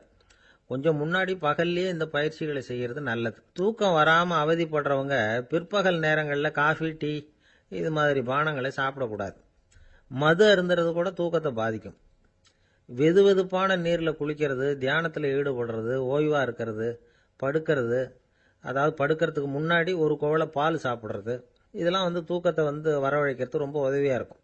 இன்னொரு விஷயம் என்னென்னா, தூங்கி ஆகணுமேங்கிற கவலை வேண்டியதில்லை. அப்படி நினச்சி கவலைப்படுறதை விட்டுடணும். தூக்கம் வரலையா, உடனே படுக்கையை விட்டு எழுந்திருக்க வேண்டியது. வெளியில் வாங்க, வேறு ஏதாவது வேலையில் ஈடுபடுங்க, கொஞ்சம் நேரம் உலாவுங்க, அல்லது ஏதாவது ஒரு புஸ்தகத்தை எடுத்து படிங்க. களைப்பு ஏற்பட்டால் மறுபடியும் படுக்கைக்கு போங்க. தூக்கம் தானாக வந்துடும். ஒரு விஷயத்தை மட்டும் நல்லா ஞாபகத்தில் வச்சுக்கணும். படுக்கைக்கு போகிறப்போ உங்கள் மற்ற எல்லா பிரச்சனைகளையும் மறந்துடணும். அது எப்படி சார் முடியும்? அந்த நேரம் தானே எல்லா பிரச்சனையும் வரிசையாக ஞாபகத்துக்கு வருது அப்படின்னு நாம் நினைக்கலாம். ஆனால் பழக்கத்தில் அதை நாம் மாற்றிக்க முடியும். கொஞ்சம் முயற்சி பண்ணணும், அவ்வளோதான். இது எல்லாமே ஆராய்ச்சி பண்ணி பார்த்துட்டு அந்த நிபுணர் சொல்கிற கருத்து தான். இன்னொரு விஷயமும் அவர் சொல்கிறார். அது என்னென்னா, உடல் கோளாறு காரணமாக தூக்கம் வராமல் அவதிப்படுறவங்களுக்கெல்லாம் இந்த யோசனைகள் சரியாக வராது அப்படிங்கிறார். அதுக்கெல்லாம் மருத்துவ சிகிச்சை கொடுத்து தான் சரி பண்ணணும். சில பேருக்கு நடு ராத்திரியில் மூச்சு திணறல் ஏற்பட்டு தூக்கம் வராமல் போயிடும். ஊரெல்லாம் தூங்குறப்ப தான் மட்டும் தூங்காமல் மூழ்கிட்டு இருக்கிறது, ஊரெல்லாம் மூழ்கிட்டு இருக்கிறப்போ தான் மட்டும் தூங்குறது, இது மாதிரி கோளாறுகளால் சில பேர் பாதிக்கப்படலாம். காலு தசை முறுக்கிக்கிறதுனால சில பேருக்கு அடிக்கடி இழிப்பு வரலாம். மன அழற்சி காரணமாக சில பேருக்கு தூக்கம் வராது. இது மாதிரி கோளாறுகளுக்கெல்லாம் அதுக்கு தகுந்த மாதிரி சிகிச்சை கொடுத்து தான் சரி பண்ண வேண்டியிருக்கும். எந்த கோளாறும் இல்லாமல் தூக்கம் வரலைன்னா ஆரம்பத்தில் சொன்ன முறைகளை கடைபிடிச்சு பார்க்கலாம். தூக்கம் வந்ததுன்னா யோசனை சொன்ன அந்த நிபுணருக்கு நன்றி சொல்லலாம். ஒருத்தர், ஏன் சார் பஸ்ஸில் தூங்குறது கெட்ட பழக்கமானு கேட்டார். இல்லையே, நான் கூட பஸ்ஸில் போகிறப்ப தூங்கிட்டு தானே போவேன் அப்படின்னார் இன்னொருத்தர். அப்புறம் ஏன் என்ன டிரைவர் வேலை வேணாம்னு வீட்டுக்கு அனுப்பி வச்சுட்டாங்க அப்படின்னாராம் அவர். 13வது பாடல்.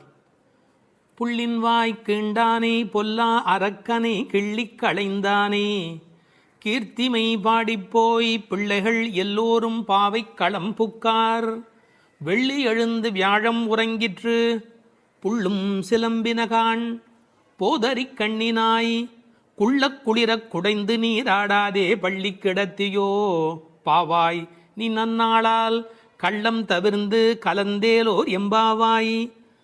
கண்ணழகு படைத்த பெண் ஒருத்தியை இப்பாசுரத்தால் எழுப்புகிறார்கள். மலரில் உள்ள வண்டுகள் போன்று அழகிய கண்களை உடையவளே, கொக்கு வேடத்தில் வந்து வாயை பிளந்து கண்ணனை விழுங்க எண்ணிய பகாசுரனை அவன் வாயை கிழித்து அழித்த கண்ணபெருமான், கொடியவனான ராவணரது தலைகளை அறுத்து அழித்த ராமபிரான், அவர்களது வீர வரலாறுகளை பாடிக்கொண்டு இளம்பெண்கள் எல்லோரும் பாவை நோன்புக்குரிய இடத்திற்கு எப்போதோ சென்று விட்டனர். வானத்திலேயோ குரு என்கிற கோள் மறைந்து சுக்கிரன் உதயமாகிவிட்டான். பட்சிகள் வீதியெல்லாம் பறந்து சப்திக்கின்றன. இந்த மார்கழி விடியல் விடியும் முன்பே உடல் நன்கு குளிரும்படி மடுவில் குடைந்து குடைந்து நீராட வேண்டாமா? இன்னும் படுக்கையில் சுருண்டு கிடக்கலாமா? நல்ல நாளும் அதுவுமாக இப்படி இருக்கிறாயே, அப்படி உனக்கு என்ன தனிய அனுபவம்? உன் மனதில் உள்ள கள்ளத்தனத்தை விடுத்து எங்களோடு சேர்ந்து வா என்று அழைக்கிறார்கள். இதை ரசமாக அனுபவிக்கிறவர்கள் முதல் பாடலிலே மனத்துக்கினியான் என்று ராமனை பேசிவிட்டதால் இந்த ஆயர்பாடிக்குள்ளே ஒரு பெரிய விவாத கோலாகலம் ஏற்பட்டு விட்டதாம். அதாவது சர்ச்சை. அது யாரடா அது? கண்ணனுடைய ஊரிலே வந்து ராமனுடைய கதையை பேசிக் கொண்டிருக்கிறார்களே என்று சில பேர், சில ஆயர்கள் கோபப்படவும், ஏன் அப்படி பேசக்கூடாதா என்று சில பேர் மறுபடியும் எதிர்ப்பக்கம் விவாதிக்கவும், ஒரு பட்டிமண்டபத்தை போலவே ஒரு விவாதம் அங்கு தொடங்கிவிட்டது என்று அனுபவிப்பார்கள். ஏனென்றால் இந்த பாடலில் எப்படி வருகிறது? புள்ளின் வாய் கீண்டானி என்று கண்ணபெருமான் பகாசுரனை அழித்த கதையை சொல்லி பிறகு பொல்லா அரக்கனை கிள்ளி களைந்தானே என்று ராமாவதார கதையையும் சேர்த்து பேசுகிறார்கள். அதை எப்படி சொல்லுகிறார்கள்?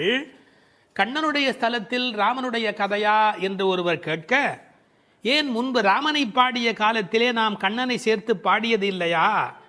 அந்த காரணமாக வருக வருக வருக இங்கே வாமன நம்பி வருக, கரிய குடல் செவ்வவாய் முகத்து என் காகுத்த நம்பி வருக என்று ஆண்டாளே பாடியிருக்கிறாளே. எனவே ஆண்டாள் சிற்றில் சிதைத்தல் பாடுகிற காலத்தில் சீதவாய் அமுதம் உண்டாய் எங்கள் சிற்றில் சிதையேல் என்று பாடியிருக்கிறாளே. அந்த அனுபவத்தை எல்லாம் இங்கே குறிப்பிடுகிறார்கள்.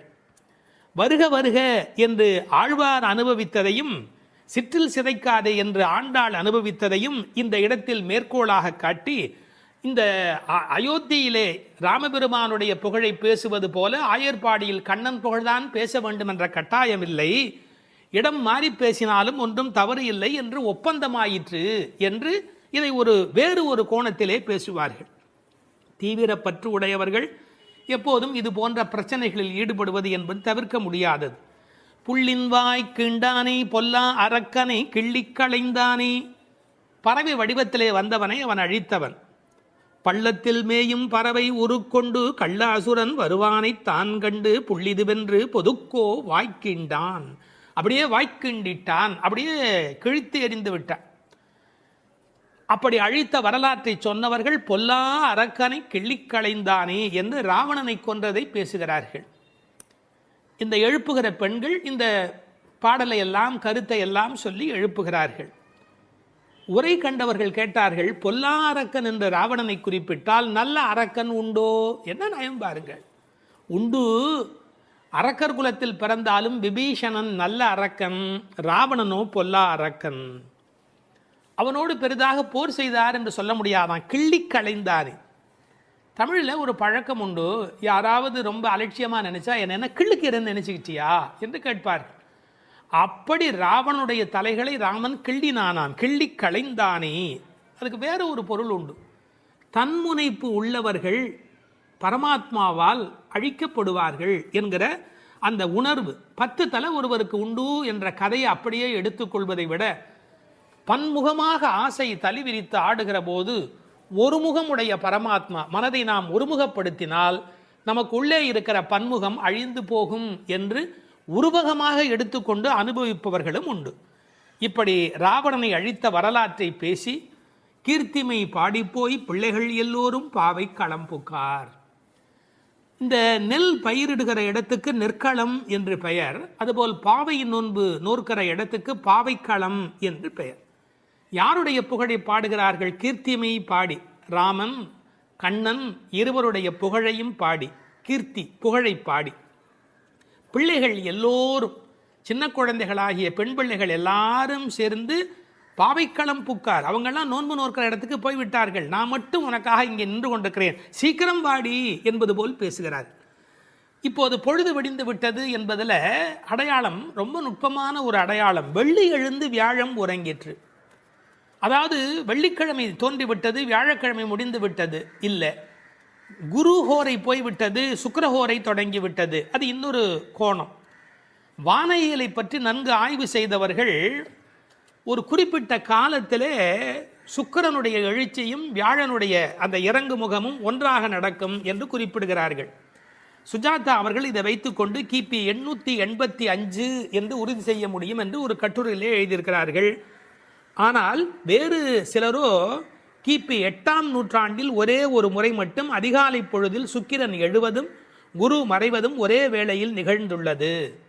அது முழு நிலவு நாள், பௌர்ணமி. அந்த நாள் அப்படியே குறிப்பிடுகிறார்கள். அந்நாள் கிபி 731 டிசம்பர் 18 காலை 3:30 முதல் 4 மணி. இதனை அடி ஒற்றி ஆண்டாள் பிறந்தது கிபி 716 ஆடிப்பூரம் என்று கணக்கிட்டிருக்கிறார். பாருங்க எவ்வளவு அழகான ஒரு காலக்கணக்கு. வெள்ளி எழுந்து வியாழன் உறங்கிற்று. புள்ளும் சிலம்பின.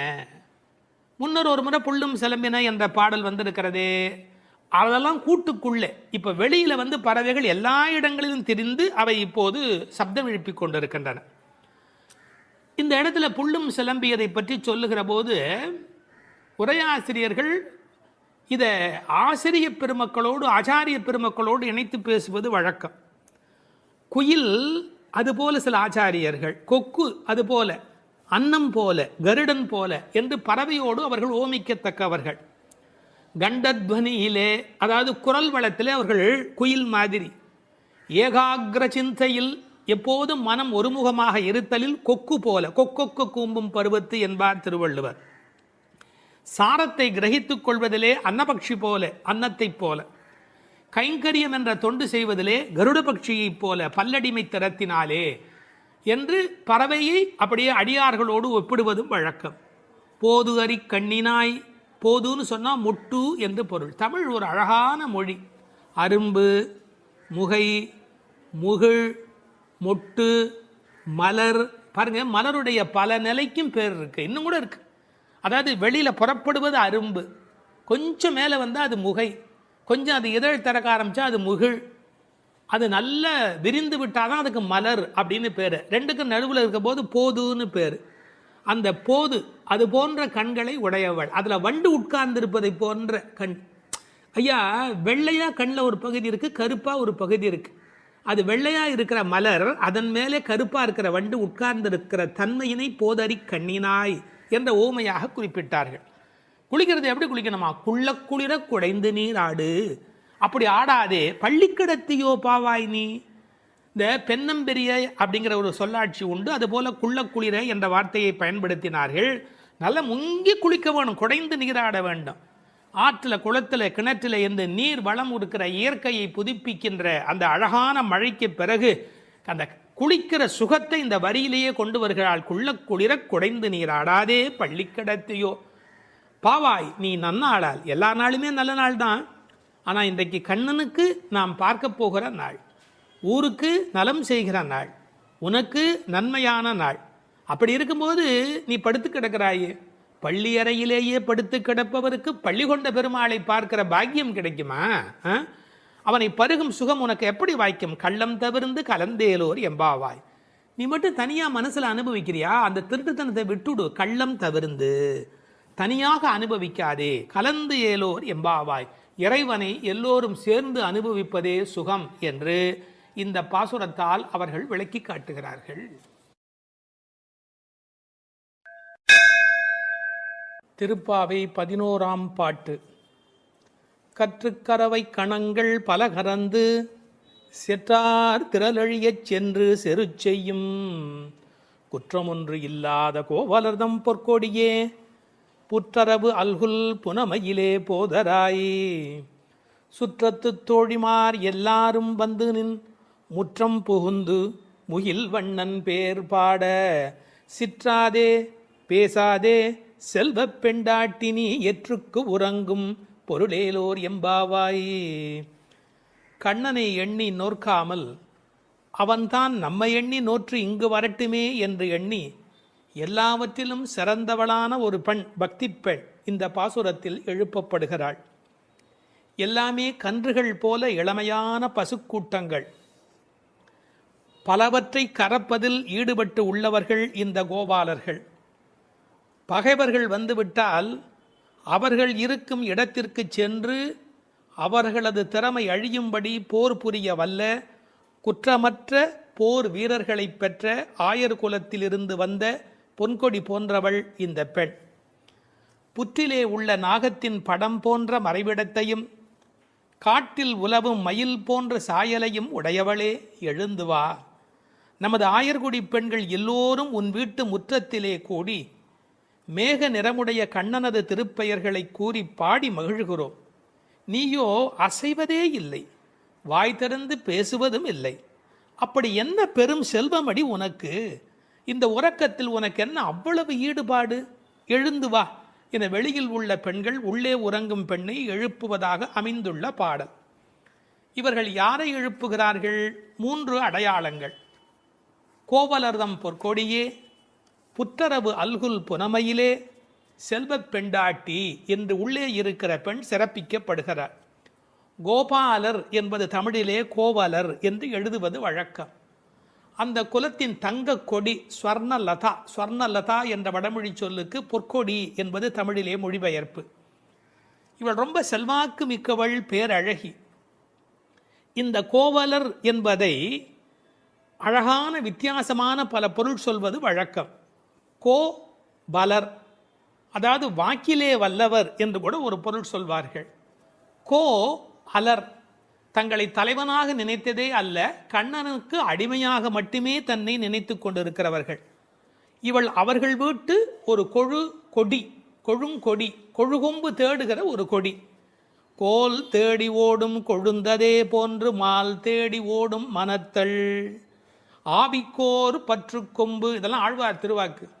இவள் மனம் எப்போதும் கண்ணபெருமானை நோக்கி போய்கொண்டிருக்கும். ஒரு கொழுகொம்பாகிய இறைவனை தேடி போவதாலே இவள் கொடி, ஆனால் பொற்கொடி. அடுத்த வார்த்தை அவளுடைய மறைவிடத்தை குறித்து பேசுகிறார்கள். புற்றரவு அல்குல் புனமையிலே. இது தமிழில் ரொம்ப இயற்கை.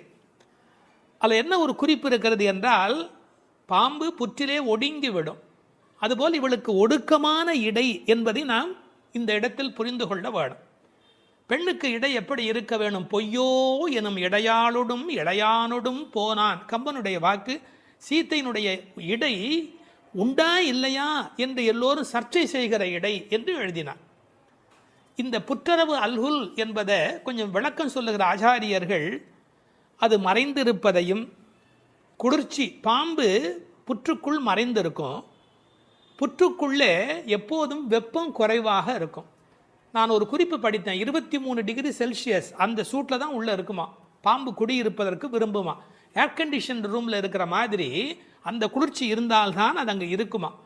அதுபோல இந்த பெண்ணின் மறைவிடத்தையும் அவர்கள் குளிர்ச்சி மிக்கது என்று பாடுகிறார்கள். ஆனால் புற்றரவு அல்குல் என்பதை தத்துவார்த்தமாக எடுக்கிற போது ஞானபக்தி மிக்க என்று அதற்கு வேறு இறை பொருள் கொண்டு சொல்லுவது வழக்கம். அடுத்த வார்த்தை புனமையிலே போதராய். மயில் என்று சொன்னால் போராதா, ஏன் புனமயில் என்று சொல்ல வேணும்? நீங்கள் என்னதான் வளர்த்தாலும் ஒரு மிருகக்காட்சி சாலையில் இருக்கிற மயில் அதில் ஒரு வளப்பம் இருக்காது. காட்டிலே இயற்கையோடு இயற்கையாக ஆடிக்கொண்டிருக்கிற மயில் இருக்கு, செழிப்பாக இருக்கும். காட்டு மயில், புனம்னா காடு, காட்டிலே இருக்கிற மயில். வளர்ப்பு மயிலுக்கு இல்லாத அழகு காட்டில் இருக்கிற மயிலுக்கு வனப்பு மயில். அது கண்ணுக்கு மிகவும் இனிமை தருவது மயில். கருங்கண் தோகை மயில் பீலி அணிந்து, கண்ணபெருமான் மயிலை விரும்புகிறவன், அதான் தலைமையிலேயே சூடிக்கொண்டிருக்கிறான். எனவே இவளை விரும்புவதற்கான வாய்ப்பு அதிகம். இன்னொரு கோணத்தில் பிரதிவாதி பயங்கரம் சுவாமிகள் ஒரு அருமையான கருத்து சொல்வார்கள். ஆச்சாரியனை குறித்து அவர்கள் எல்லா பாடலுமே ஆச்சாரியனோடு தொடர்பு படுத்தி பேசியிருக்கிற ஒரு பேச்சு, அற்புதமான பேச்சு அது.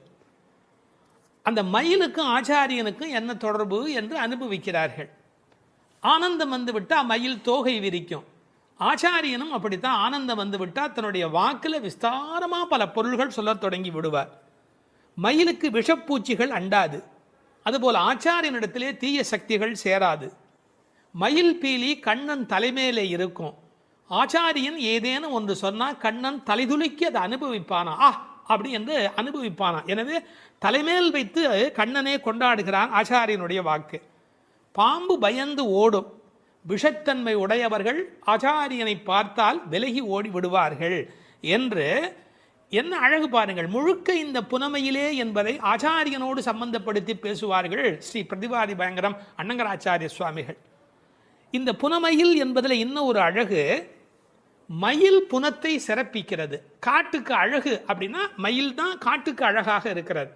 அது மாதிரி எங்கள் கூட்டத்துக்கு நீ புனமயில், எங்கள் கூட்டம் காடு போல நீ வந்தால்தான் எங்களுக்கு அழகு என்பதை புனமயில் என்பது குறிப்பிட்டது.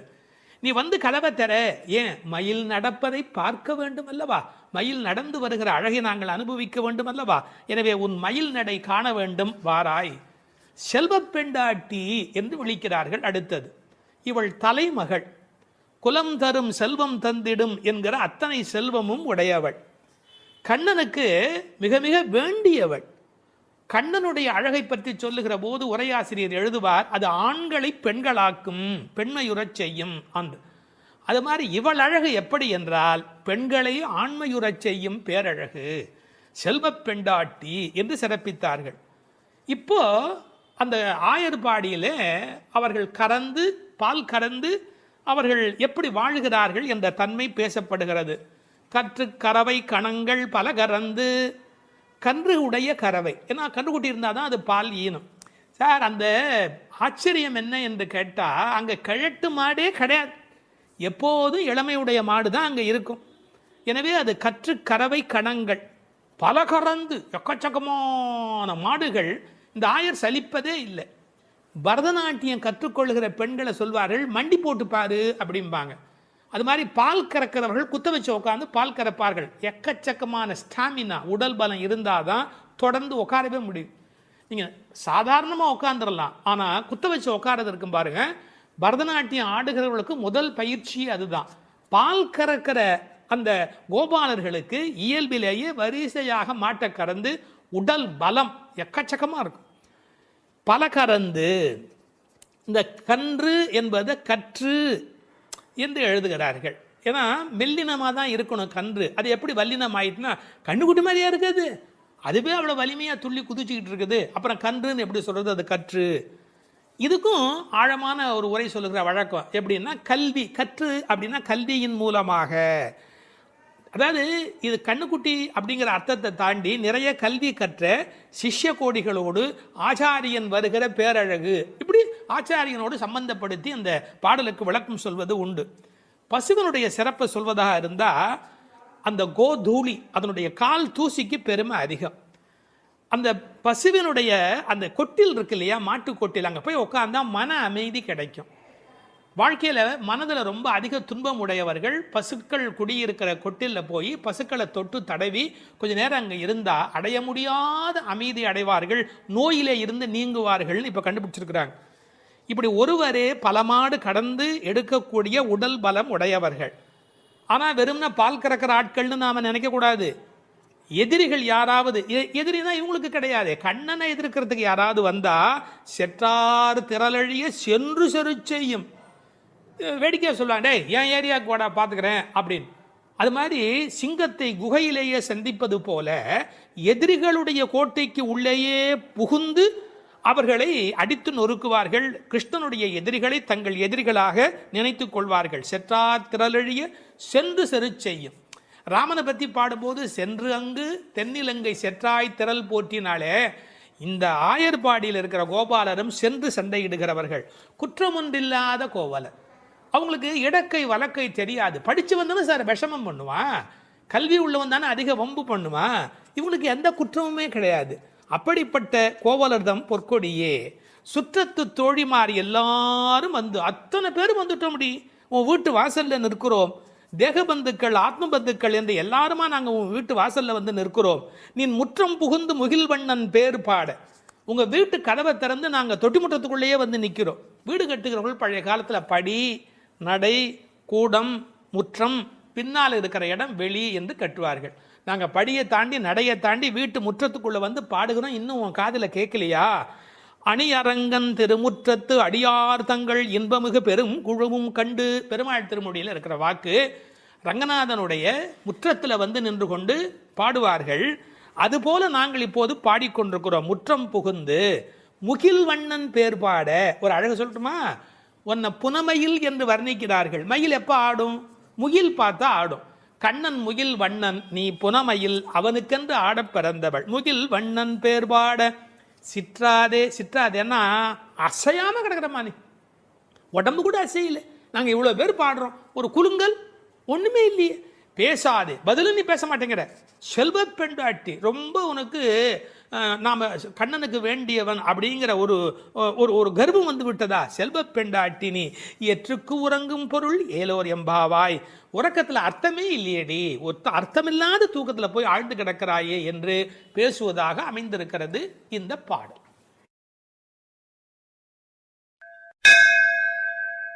12ஆம் பாடல். கனைத்திளம் கற்றெருமை கன்றுக்கு இறங்கி நினைத்து முலை வழியே நின்று பால் சோர நனைத்தில்லம் சேராக்கும் நற்செல்வன் தங்காய் பனித்தலை வீழனின் வாசல் கடை பற்றி சினத்தினால் தென்னிலங்கை கோமானை செற்ற மனத்துக்கு இனியானை பாடவும் நீ வாய் திறவாய். இனித்தான் எழுந்திராய் ஈதன்ன பேருறக்கம் அனைத்தில்லத்தாரும் அறிந்தேலோர் எம்பாவாய். இதனுடைய பொருள், கன்றை பிரிந்த எருமை தன் கன்றை நினைத்து கனைத்து அந்த நினைப்பால் தனது காம்புகளிலிருந்து விடாது பால் பொழிவதால் வீடெல்லாம் பால் வெள்ளமிட்டு சேராகி கிடக்கின்ற வீட்டின் தலைவனான பெரும் செல்வத்தை பெற்றிருப்பவனது தங்கையே. முன்பு பெரும் கோபத்தால் தென்னிலங்கை மன்னனான ராவணனை அழித்து ஒழித்த மனத்திற்கு இனியவனான ராமபிரானை புகழ்ந்து மார்கழி மாத பனி தலையில் விழுந்து கொண்டிருக்க நாங்கள் உன் வீட்டு வாசலில் கீர்த்தனம் செய்வதை கேட்டும் நீ உறங்கலாமா? கதவை திற, பொழுது விடிந்து இன்னும் நீ உறங்குவது எல்லா வீட்டாருக்கும் தெரிந்துவிட்டது. இனியாவது எழுந்திரு, என்ன இது பெரிய உறக்கம் என்கிறார்கள். இந்த பாடலில் எழுப்பப்படுகிறவள் கண்ணபெருமானுடைய நெருங்கிய நண்பனுடைய தங்கை. அவளை எழுப்புகிற போது நற்செல்வன் தங்காய் என்று அவர்கள் அன்போடு அழைக்கிறார்கள். சூழலை முதலில் வர்ணிக்கிறார்கள். ஒரு எருமை அவிழ்த்துவிட்ட பிறகும் பால் கறவாமல் விட்டுவிட்டதால் தன் கன்றை நினைத்து அது பால் பொழிகிறது, அதனால் வீடு சேராகிறது. கனைத்திளம் கற்று எருமை கன்றுக்கு இறங்கி நினைத்து முலைவழியே நின்று பால் சோர என்று பாடலிலே வருகிறது. பக்தி இலக்கியங்களுடைய அடிப்படை நாதமே அன்புதான் பிரமாதம். உண்மையிலேயே வாழ்க்கை ஒரு அறிவுபூர்வமான ஏற்பாடு அல்ல, அது அன்பு பூர்வமான ஒரு ஏற்பாடு. ஒரு எருமையே இப்படி இருக்குமானால் இறைமை என்ற இறை தத்துவத்தில் ஈடுபட்டவர்கள் எவ்வளவு இரக்கத்தோடு இருக்க வேண்டிய கடமை உடையவர்கள். எருமை மாடு கன்றுக்கு இறங்கி பால் சொரிவதை கவிச்சக்கரவர்த்தி கம்பன் பாடிக்காட்டி இருக்கிறார். எருமைகள் பால் பொழிய அன்னக்குஞ்சுகள் அந்த பாலை அருந்தி மகிழ்ந்தன என்று ஒரு கற்பனையிலே பாடுகிறார். சேல் உண்ட ஒன்கணாரின் திரிகின்ற செங்கால் அன்னம் மால் உண்ட நளினப்பள்ளி வளர்த்திய மழலை பிள்ளை கால் உண்ட சேற்று மேது கன்று உள்ளி கனைப்பச் சோர்ந்த பால் உண்டு துயில பச்சை தேரை தாலாட்டும் பண்ணை என்று எழுதுகிறார். நாட்டு வளத்தை எழுதுகிற போது தாமரைப்பூவில் உறங்கிக் கொண்டிருக்கிற அன்னக்குஞ்சுகளுக்கு எருமை மாடு தன்னுடைய கன்றை நினைத்து சொரிந்த பால் அவைகளுக்கு கிடைத்தன என்று கோசல நாட்டு வளத்தை பாடுகிற போது குறிப்பிடுகிறார். உண்மையிலேயே இந்த எருமைகள் இப்படி பால் கறக்கும் என்கிற தன்மையினை வேறு ஒரு வகையில் சங்க இலக்கியத்தில் ஒரு புலவர் பாடிக்காட்டி இருக்கிறார். வெள்ளி வீதியார் என்ற ஒரு புலவர். அவர் வேறு ஒரு கோணத்தில் சொல்லுகிறார். காமத்தை பற்றி பாடுகிற போது தலைவன் வந்து எங்களை அனுபவிக்கவில்லை, எங்கள் இளமையோ வீணாகிறது, எங்களுக்கும் பயனில்லை அவனுக்கும் பயனில்லை, உடம்பில் பசலை நோய் வந்து துன்பப்படுகிறேன் என்று எழுதுகிறார். கன்றும் உண்ணாது கலத்தினும் படாது நல் ஆண் தீம்பால் நிலத்து உக்காங்கு, அவர் பசு என்று எழுதுகிறார். இது சங்க இலக்கிய பாடல். ஆண்டாள் சங்க இலக்கியங்களை படித்தவள் என்பதற்கு இது ஒரு அடையாளம். கன்றும் உண்ணாது கலத்தினும் படாது நல்லான் தீம்பால் நிலத்து உக்காங்கு எனக்கும் ஆகாது என்னைக்கும் உதவாது பசலை உணியர் வேண்டும் என்று குறுந்தொகையிலே வெள்ளி வீதியார் என்ற புலவை எழுதி காட்டியிருக்கிறார். இன்னொரு கோணத்திலே பார்க்கிற போது வியாக்கியானம் பண்ணினவர்கள் எருமை மாடு கன்றை நினைத்து படுகிற பாட்டை சொல்லிவிட்டு எருமைகள் கரவாவிட்டால் படும் பாடு இந்த பெண்கள் கோபியர் சொல்லுகிறார்களா என்ன, அனைவரும் எருமை படுகிற பாட்டை நாங்கள் அல்லவா உன்னாலே படுகிறோம் என்று கண்ணனுக்கு புரிய வைக்கிறார்களாம்.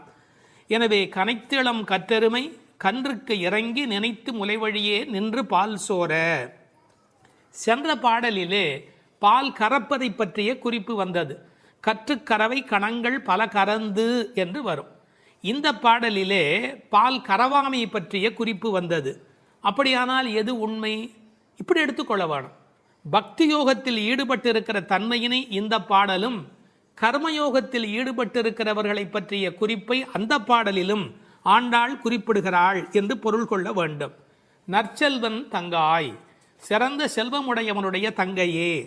அவன் எப்படி நற்செல்வனாக இருக்கிறான்? கண்ணனுடைய மிக நெருங்கிய நண்பன் ஒருவன்.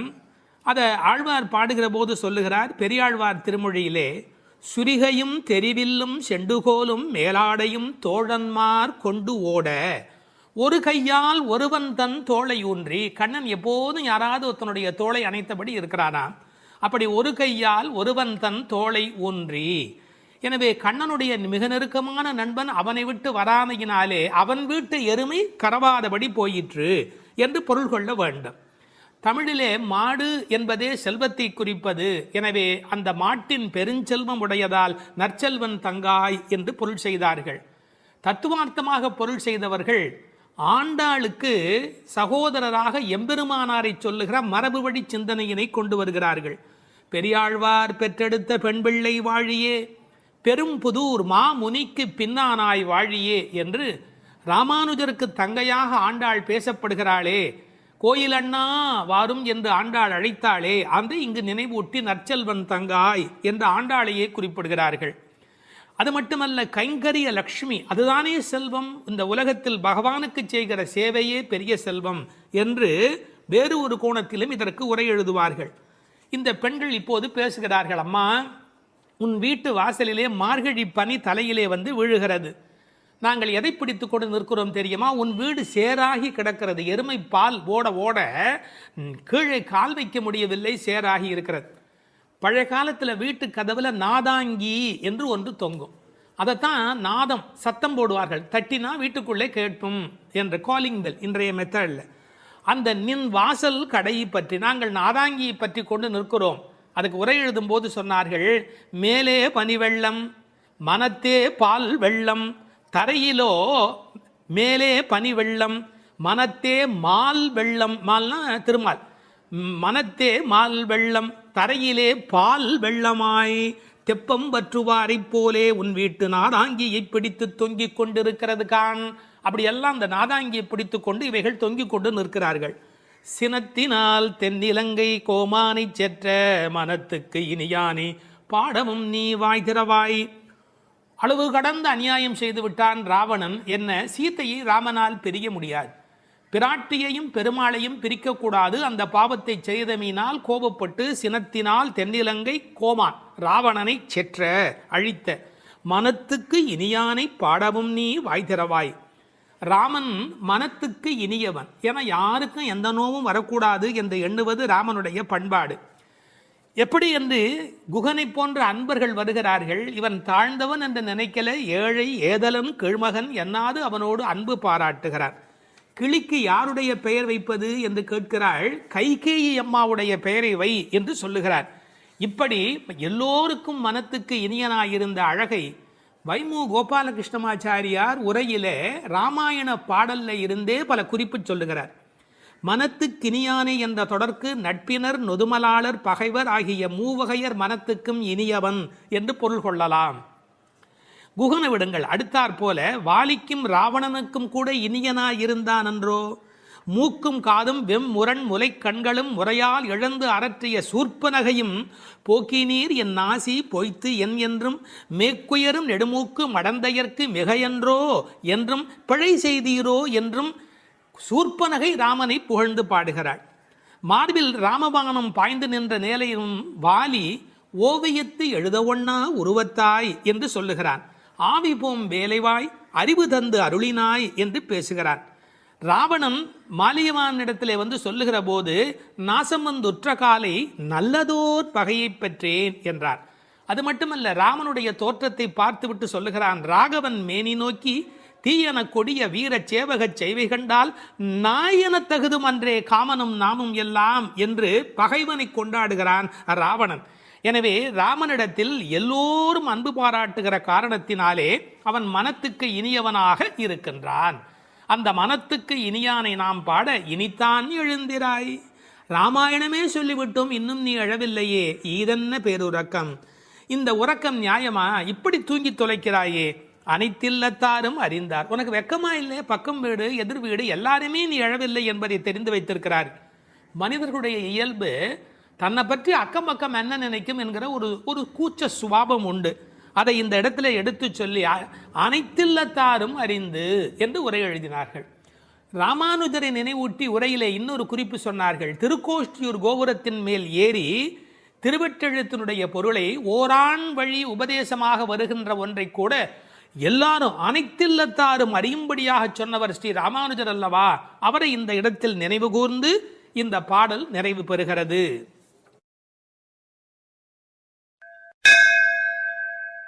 திருப்பாவை 10ஆம் பாடல்.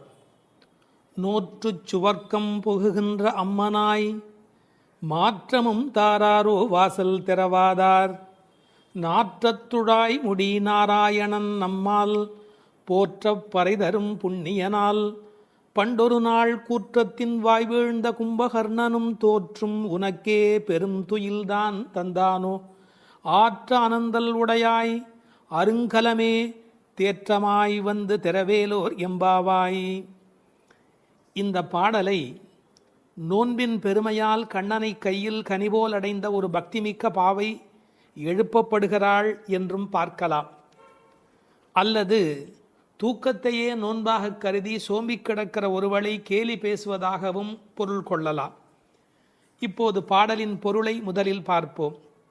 நோன்பின் பலன் கைவரப் பெற்று அதன் விளைவாக சொர்க்கத்தையே அடைகின்ற பெண்ணே, அந்த சொர்க்கத்தினுள்ளே புகும் பெண் என்றாலும் உறக்கத்தை நோன்பாக கொண்டவளே என்று இன்னொரு பொருள். நீ வாயில் கதவைத்தான் திறக்கவில்லை, வாயை திறந்து பதில் கூடவா சொல்லக்கூடாது?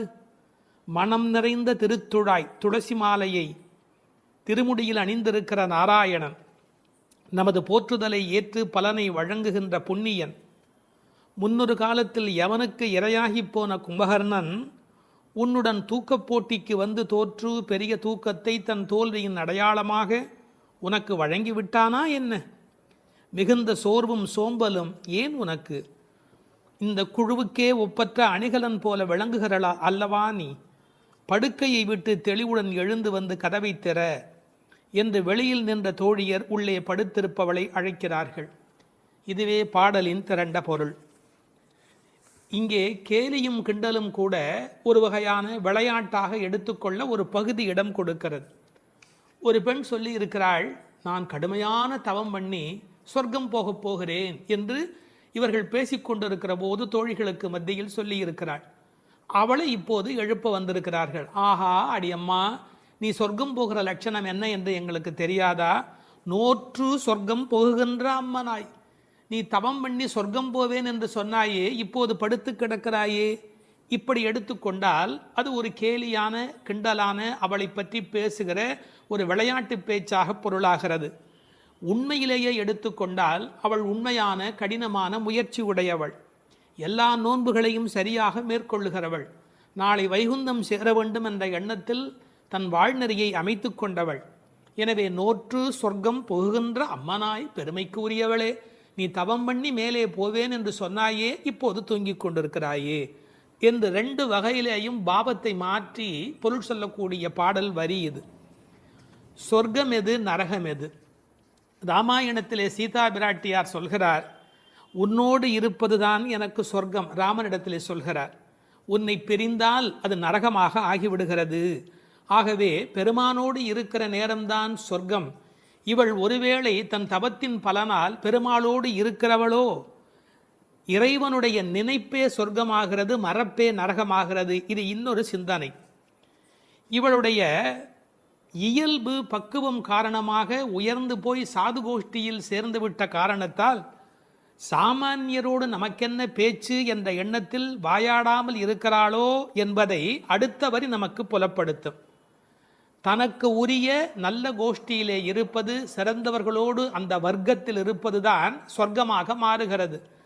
நீ அப்படி தகுந்த சாது கோஷ்டியிலே போய் சேர்ந்து விட்டதால் எங்களோடெல்லாம் பேசக்கூடாது என்பதற்காக மாற்றமும் தாராரோ, நீ பதில் தராமல் இருக்கிறாயா என்று ஒரு கேள்வி எழுகிறது. அம்மாடி, உன்னால் வீட்டு வாசல் திறக்க முடியவில்லை, வீட்டு வாசலே திறக்க முடியவில்லையே, உனக்காக வைகுந்த வாசல் திறக்கப் போகிறதா என்று இன்னொரு கிண்டல் பொருளும் அதற்குள்ளே இருக்கிறது. மாற்றம் தாராரோ வாசல் திறவாதார். ஒருவேளை உண்ணாவிரதம் மாதிரி மௌன விரதம் இருக்கிறாயா? அட, வாயில் திறப்பது கடினம், வாயை திறப்பது கூடவா கடினம்? வாசல் செம்மினால் வாயும் செம்ம வேண்டுமோ என்று வியாக்கியானத்திலே இந்த இடத்தை குறிப்பிடுவார்கள். நீ எழுந்து பேச வேண்டாம், கதவை திறக்கக்கூடாதா? கதவை திறக்க வேண்டாம், வாயாலாவது பதில் சொல்லக்கூடாதா? ஏன் இப்படி நீ இருக்கிறாய் என்று அந்த பெண்ணை கேட்பது போல் அந்த பாடல் அமைந்திருக்கிறது. அடுத்து நாராயணனை சொல்லுகிறார்கள். நாற்றத் துழாய்முடி நாராயணன். உலகத்திலேயே மிகப்பெரிய சிறப்பு துளசிக்கு உண்டு. பிறக்கும் போதே அது நறுமணத்தோடு பிறப்பது. அதனால்தான் பின்னாலே பாடுகிறார்கள், இருந்தவண்ணாகிலும் கொண்டு வீசுமினி. துளசி கிடைக்கவில்லை என்றாலும் பரவாயில்லை, துளசி இருந்த மண்ணை எடுத்தாவது எங்கள் மீது வீசுங்கள் என்பார்கள். ஒரு பெருமாள் கோயிலுக்குள் போகிற போது நமக்கு கிடைக்கிற மிகப்பெரிய இன்பமே அந்த திருத்துழாய் நறுமணம். பச்சை கற்பூரம் அது இன்னொரு பக்கம், திருத்துழாய் நறுமணம்தான் கோயிலின் சிறப்பழகு. கண்ணன் திருத்துழாய் அணிந்து அங்கு வந்து சென்றால் 100 குழிக்கு தாங்கும் என்று உரை எழுதுவார்கள். அதாவது அவன் வந்து போன வாசம் அந்த இடம் முழுவதும் நிறைந்திருக்குமா. இப்போது திருத்துழாய் வாசம் வருவதாலே இந்த பெண்களுக்கு உள்ளூர ஒரு கவலை, ஒருவேளை கண்ணன் இங்கே உள்ளே வந்துவிட்டு போயிருக்கிறானோ என்கிற ஒரு சின்ன கவலையும் வெளிப்பட பேசுகிறார்கள். நாற்றத் துழாய்முடி நாராயணன். நான் துளசியை பற்றி ஒரு மருத்துவ புத்தகம் படித்து கொண்டிருந்தேன். அதில் துளசி பிராணசக்தியை கூட்டி நம்முடைய கபத்தை குறைக்கக்கூடியது. அது மட்டுமல்ல, அது 100 வகையான மேலான மருந்தாக அது பயன்பட்டு கொண்டிருக்கிறது. துளசி, கருந்துளசி, செந்துளசி, நாதுளசி என்று 4 வகையாக அது கிடைக்கிறது. பிராணசக்தியை கூட்டுகிறது என்பதற்காக அப்படியே எடுத்துக்கொள்ளுகிற போது அது முற்றிலுமாக ஒருவருடைய உடலை மாற்றி அமைக்கக்கூடியது. துறவரத்துக்கு போகிறவர்களுக்கு கூட துணை நிற்கக்கூடியது என்று ஒரு குறிப்பு எழுதி வைத்திருக்கிறார்கள். துளசியோடு ஒரு 5 மிளகு வைத்து 3 நாள் சாப்பிட்டால் 3 மாத காலம் ஒரு பெண் அப்படி சாப்பிட்டால் குழந்தை பேர் இல்லாத பெண்களுக்கு வாய்க்கும் என்று எழுதுகிறார்கள். 9 மிளகு வைத்து அரைத்து 7 நாட்கள் வெறும் வயிற்றில் சாப்பிட்டால் எந்த விஷமும் உரியும் என்று எழுதுகிறார்கள். எனவே மருந்தல்ல, மாமருந்தாக விளங்குவது திருத்துழாய். அந்த நாற்றத்துழாய் முடி நாராயணன். திருவடியில் மட்டுமல்ல, அவன் திருமுடியிலும் இருக்கிற மேன்மையும் ஏற்றமும் பெற்றது இந்த திருத்துழாய். அந்த நாராயணன் நம்மால் போற்ற பறைதரும் புண்ணியனால். இந்த நம்மால் என்பதை நம்மால் என்று பிரித்து சொல்வார்கள், நம்மால் என்று சேர்த்து சொல்வார்கள். அதாவது நாம் இப்போது பாடினால் அவன் நமக்கு பறை தருவான், நம்முடைய மால் நமக்கு பறை தருவான். நமக்கு மால் இருக்குமென்றாலும், மால் என்றால் மயக்கம். சில பேர் சுய மோகிகள், தன்னைத்தானே மோகித்து கொண்டு தன்னை பெரிதாக நினைத்து கொண்டிருப்பார்கள். அப்படிப்பட்ட குறையுடையவராக இருந்தாலும் கூட அவர்களுக்கு கருணை பாலிக்கிறவன் கடவுளாக மாறுகிறான். நம்மால் போற்ற பறை தரும் புண்ணியனால். அவன் புகழை பாடிய மாத்திரத்தில் நமக்கு பறை தருகிறான், புருஷார்த்தங்களை அருளுவதற்கு தயாராக இருக்கின்றான். அடுத்து அந்த பெண்ணை அவர்கள் கேலி பேசுகிறார்கள். அப்படிப்பட்டவனை நாங்கள் பாடுகிற போது கூட நீ தூங்கி கொண்டிருக்கிறாயே, இது என்ன நியாயம்? பண்டொரு நாள் கூற்றத்தின் வாய் வீழ்ந்த கும்பகர்ணனும். இந்த பண்டொரு நாள் என்பதற்கு நேரடியாக நீங்கள் பொழிப்புரை எழுதினால் முன்பு ஒரு நாள், அதாவது ராமாயணம் முன்னர் நடந்தது. அப்படி முன்பொரு நாள் நடந்த ராமாயண யுத்தத்தில் கும்பகர்ணன் தோற்று விழுந்தான். இது வெளிப்படையான பொருள். ஆனால் ஒரு நயம் இருக்கிறது. பண்டு ஒரு நாள், ராமாயண கதை படித்தவர்களுக்கு தெரியும், ராவணனை போன்றவர்கள் முதல் நாள் போருக்கு வருகிறார்கள், பின்னாலும் வருகிறார்கள். இந்திரஜித்தன் ஒரு நாள் வருகிறான், பிறகு இன்னொரு நாள் வருகிறான். ஆனால் கும்பகர்ணன் ஒரே ஒரு நாள் தான் போருக்கு வருகிறான், அன்றே மாண்டு போய் விடுகிறான். இந்த மிகப்பெரிய வரலாற்று குறிப்பை பண்டொரு நாள் கூற்றத்தின் வாய்வீழ்ந்த கும்பகர்ணன் என்று குறிக்கிறாள். கூற்றத்தின் வாய்வீழ்ந்த கும்பகர்ணன் என்றால் யமனுடைய வாயில் வந்து விழுந்த கும்பகர்ணன். ராமன் கொன்றான் என்று பழி சொல்ல விருப்பமில்லை. ஒருவர் தண்ணீர் குடிப்பதற்கு ஏரி வெட்டி வைக்கிறார், அதில் வந்து ஒருவர் விழுந்து விட்டால் அது ஏரி வெட்டி அவருடைய தவறா? அது மாதிரி தயரதன் பெற்ற மரகத மணித்தடம் ஸ்ரீராமன், அதில் வந்து விழுந்து இறந்தவன் கூற்றத்தின் வாய்வீழ்ந்த கும்பகர்ணன் என்று நயம்பட பேசுகிறாள். 6 மாதம் தூக்கமுடையவன் அவன், தோற்றும் உனக்கே பெருந்துயல்தான் தந்தானோ. தோற்றவர்கள், வெற்றி பெற்றவர்களுக்கு ஒரு பரிசு தர வேண்டும். அப்படி கும்பகர்ணன் தோற்றவன் இந்த தூக்கத்தை இவளுக்கு பரிசாக கொடுத்து விட்டு போயிருக்கிறான். கும்பகர்ணன் இவளோடு போட்டி போட்ட போது இவள் வெற்றி பெற்று விட்டாளாம். அந்த கேலி பேசுகிறார்கள், தோற்றும் உனக்கே பெரும் தொழில்தான் தந்தானோ. சோம்பல் எல்லா நோய்களுக்கும் மகப்பேறு மருத்துவ மறை. ஆங்கிலத்திலே என்தூசியாசம் என்று ஒரு வார்த்தை சொல்கிறார்கள். அதை பற்றி ஆழமான பொருள் சொல்லுகிறவர்கள், என்தூசியாசம் என்றால் உற்சாகம் என்று மட்டும் பொருள் அல்ல, இறைமையில் நிறைந்தவர் என்று ஒரு பொருள் கொள்ளுகிறார்கள். எனவே சோம்பல் இறைநிலைக்கு எதிரானது, உயிர்ப்பு இறைநிலைக்கு அடையாளமானது. நீ இப்படி கும்பகர்ணனை போல் தூக்கத்தில் இருக்கிறாயே, நீ அனந்த நிலையில் இருக்கிறார், அதாவது தூக்கமும் இல்லை விழிப்பும் இல்லை, அந்த நிலையில் இருக்கிறாய், ஆற்ற அனந்தல் உடையாய். ஆனால் நீ யார்? எங்களுக்கு அரும் கலை. நீ வந்தால் எங்கள் கோஷ்டிக்கே பெருமை, எங்கள் கோஷ்டியே ஒளி வீசக்கூடியது, எங்களுக்கு நல்ல அணிகலன் நீ. தேற்றமாய் வந்து திரவேலோர் எம்பாவாய். தேற்றமாய் என்றால் படுத்த நிலையிலேயே அப்படியே எழுந்து வெளியிலே வந்து விடாதே. அதுக்கு ஒரு உரை சொல்வார்கள், வால்மீகத்தில் இலக்குவனை பார்க்க தாரை வந்த மாதிரி வந்து விடாதே, நீ உன்னை அழகுபடுத்தி கொண்டு திருத்தமாக வர வேண்டும் என்ற குறிப்பை அருங்கலமே தேற்றமாய் வந்து திரவேல் என்று பாடுகிறார்கள். 9வது பாடல். தூமணி மாடத்து சுற்றும் விளக்கெரிய தூபம் கமழ துயிலணை மேல் கண் வளரும் மாமன் மகளே, மணிக்கதவும் தாழ்த்திரவாய் மாமீர் அவளை எழுப்பீரோ, உன்மகள்தான் ஊமையோ அன்றிச் செவிடோ அனந்தலோ ஏமப் பெருந்துயில் மந்திரப்பட்டாளோ, மாமாயன் மாதவன் வைகுந்தன் என்றென்று நாமும் பலவும் நவின்றேலோர் எம்பாவாய்.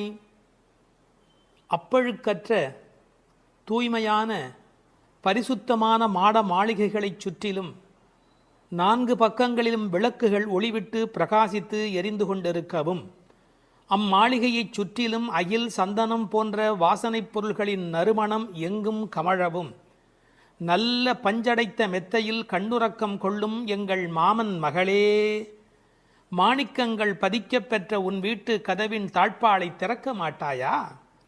திறந்து விரைவில் வந்து எங்களுடன் சேர்ந்து கொள்ள மாட்டாயா? மாமிகளே, நீங்களாவது அவளை எழுப்பிவிட மாட்டீர்களா? விடிந்து எவ்வளவு நேரமாகிவிட்டது, நாங்கள் இவ்வளவு நேரம் அவளை அழைத்து கொண்டிருக்கிறோமே, அவளுக்கு என்ன ஆயிற்று? ஒரு வார்த்தை கூட பதில் கூற மாட்டேன் என்கிறாளே, அவள் என்ன பேசும் திறனற்ற ஊமையா? அல்லது நாங்கள் அழைப்பது அவளுக்கு கேட்கவில்லையா, காது கேட்கவில்லையா? அல்லது ஆழ்ந்த பேருறக்கத்தில் படுத்து கிடக்கிறாளா? அல்லது யாரேனும் கட்டுப்படுத்தி அவளை பெருந்துயில் கொள்ளுமாறு செய்து விட்டார்களா? அல்லது ஏதேனும் மந்திரம் மாயம் செய்திருக்கிறார்களா? அதன் வசம் கட்டுப்பட்டு இப்படி பேருறக்கம் கொண்டு கிடக்கிறாளே.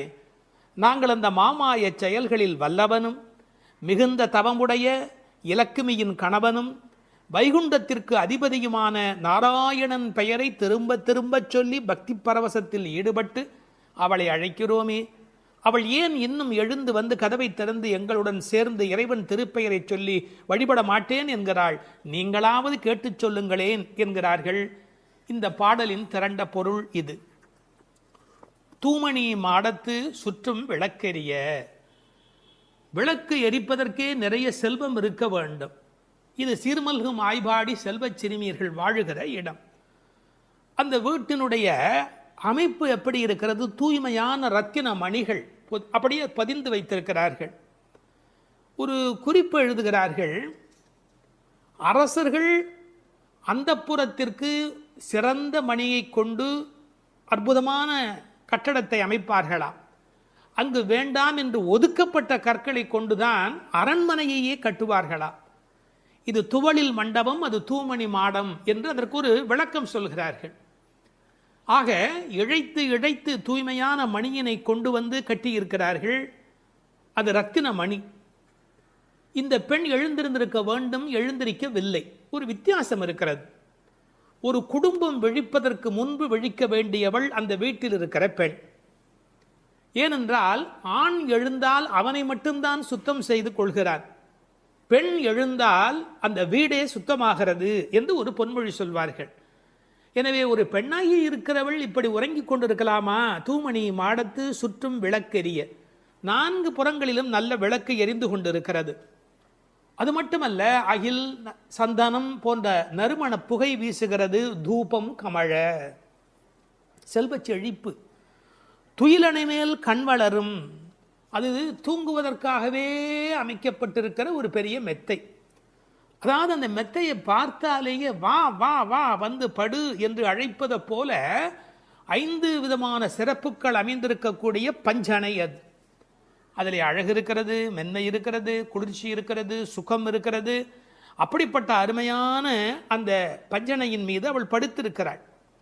தமிழிலே தூங்குகிறார்கள் என்று சொல்ல மாட்டார்கள், கண்வளராய் என்று சொல்வார்கள், மங்களம் கருதி. ஏன்னால் தூங்கிவிட்டார் என்றால் அமங்கலமாகிவிடுமே என்பதற்காக கண்வளராய் என்று சொல்லை பயன்படுத்துவது வழக்கம். சின்ன வயதிலிருந்து குழந்தை கண் வளருது என்று ஒரு வார்த்தை சொல்வார்கள். அதில் ஒரு விஞ்ஞான குறிப்பே இருக்கிறது. உண்மையிலேயே கர்ப்பத்தில் குழந்தை தூங்குவதால் தான் வளருகிறது. அது ஒரு 10 மாத காலம் தாயின் கர்ப்பத்தில் கண் திறக்காது. கண் திறந்து விட்டால் ஊமை, அது விதவிதமான குறைபாடு உடைய ஊனமான குழந்தையா வந்து பிறக்கும் என்று விஞ்ஞான குறிப்பு இருக்கிறது. அந்த குழந்தை கண்களை மூடிக்கொண்டு தூங்கிக் கொண்டே இருக்கும். அதில் என்ன ஆச்சரியம் என்று கேட்டால், அப்போதான் அது வளருகிறது. ஒரு புள்ளியிலிருந்து ஒரு குழந்தையாக முழுமையாக வளருகிறது. அந்த கண் வளருதல் என்பதிலே தூங்கும் போது வளர்ச்சி நிகழ்கிறது என்கின்ற ஒரு குறிப்பு இருக்கிறது. மனிதனுக்கு கூட தூக்கம் அவசியம். ஏன்னா உடம்பில் இருக்கிற செல்கள் தங்களை புதுப்பித்துக் கொள்வதற்கு மனிதன் தூங்க வேண்டியிருக்கிறது. அடுத்து உறவு சொல்லி அழைக்கிறாள். மாமன் மகளே. இவள் அந்தணகுல பெண் என்றாலும் ஆயர் குலமகளாக ஆகும் விருப்பத்தின் காரணமாக ஒரு சம்பந்தத்தை ஏற்படுத்திக் கொள்கிறாளாம். இதை உரையாசிரியர்கள் எழுதும்போது ஒரு அழகான வாக்கியமாக குறிப்பிடுகிறார்கள். திருவாய்ப்பாடியிலே ஒரு பிரகிருதி சம்பந்தம் தனக்கு உஜ்ஜீவன ஹேதுவாக ஆண்டாள் ஆசைப்பட்டபடி, அழகிய மணவாள பெருமாள் நாயனாருடைய வியாக்கியானத்திலே திருவாய்ப்பாடியிலே ஒரு பிரகிருதி சம்பந்தம் தனக்கு உஜ்ஜீவன ஹேதுவாக ஆண்டாள் ஆசைப்பட்டபடி மாமன் மகளே என்று உறவு சொல்லி அவள் அழைக்கிறாள். மணிக்கதவம் தாழ்த்திரவாய். அது உள்ளிருப்பது வெளியே தெரியும்படி அமைக்கப்பட்டிருக்கிற ஒரு வீடு. அவள் எப்படி தூங்குகிறாள் என்பது கூட வெளியே தெரிகிறது. அந்த கட்டில், அந்த மெத்தை, அந்த விளக்கு எரிகிறது. இந்த பாடலே மிக ரசமான ஒரு பாடல். திருப்பாவையில் 30 பாட்டு அழகு என்று சொன்னால் இந்த பாட்டுக்கு என்று தனியான ஒரு ரசனை உலகத்தில் தனியான ஒரு கூட்டமே உண்டு. மணிக்கதவம் தாழ்த்திரவாய், நீ வந்து திற. ஏன்னா எழுந்து வந்து திறக்கிற போது நாங்களா திறந்து கொண்டு உள்ள வந்தால் அது மரியாதையாக இருக்காது ஒரு வீட்டுக்குள்ளே. நீ வந்து திற. ஆனால் அவள் அசைவதாக தெரியவில்லை. அவளுடைய அம்மா எழுந்து விட்டாள். அவள் மற்ற வேலைகள் பார்த்து கொண்டிருக்கிறாள். அதனால உறவு சொல்லி அவளை அழைக்கிறார்கள். மாமீர், அவளை எழுப்பீரோ? நீங்கள் அவளை எழுப்பிவிடக்கூடாதா? அப்படி தூங்கி கொண்டிருக்கிறாளே. உன் மகள்தான் தன்னுடைய தோழியினுடைய தாயை பார்த்து சொல்கிறாள், உன் மகள்தான் ஊமையோ அன்றி செவிடோ. என்ன பொருள் தெரியுமா? பேச்சு வராதவர்கள் என்று பொருள் அல்ல. ஊமை என்ற சொல்லுக்கு இறை நாமம் சொல்லாதவர் என்று பொருள் என்று எழுதுகிறார். இறைவனுடைய நாமத்தை சொல்ல வேண்டிய சந்தர்ப்பத்தில் சொல்லவில்லை என்றால் பிறகு நாக்கிருந்து என்ன பையன்? பேசாத நாளெல்லாம் பிறவா நாளே என்பார்கள் அல்லவா? உண்ணா நாள் என்பது இந்த உலகத்தில் சாப்பிடாத நாள் அல்ல, உன்னை வணங்காத நாள் தான் உண்மையிலேயே உண்ணா நாள் என்று குறிப்பிடுவார்கள். ஊமையோ அன்றி செவிடோ. ஏன்னா இறைவன் புகழ் கேளாத செவியென்ன செவியே என்று சிலப்பதிகாரம் பேசும். இந்த பெருமானுடைய புகழை நாங்கள் சொல்லுகிறோம், அவள் காதிருந்தும் கேட்கவில்லையே. நேற்று வரை நன்றாக பேசினாளே, இன்று என்ன ஊமையாகிவிட்டாளா? அழைப்பு அவள் காதில் போய் விழவில்லையா? அல்லது இரண்டுமே அவளுக்கு இணைந்து விட்டதா? சோம்பல் வயப்பட்டாளா? யாரேனும் மந்திரம் மாயம் செய்து விட்டார்களா? என்ன நடந்து விட்டது? ஊமையோ அன்றி செவிடோ. மாமாயன் மாதவன் வைகுந்தன் என்றென்று நாமும் பலவும் நவின்றேலோர் எம்பாவாய். ஏன்னா மந்திர துயில் பட்டாளே. இப்படி அவள் பிடிவாதமான ஒரு தூக்கத்தில் போய் மாட்டிக்கொண்டு இருக்கிறாளே. நாங்கள் அழைக்கிறோம். எதை சொல்லி அழைக்கிறோம்? மாமாயன், மகா மாயையில் வல்லவனாகிய பெருமான்.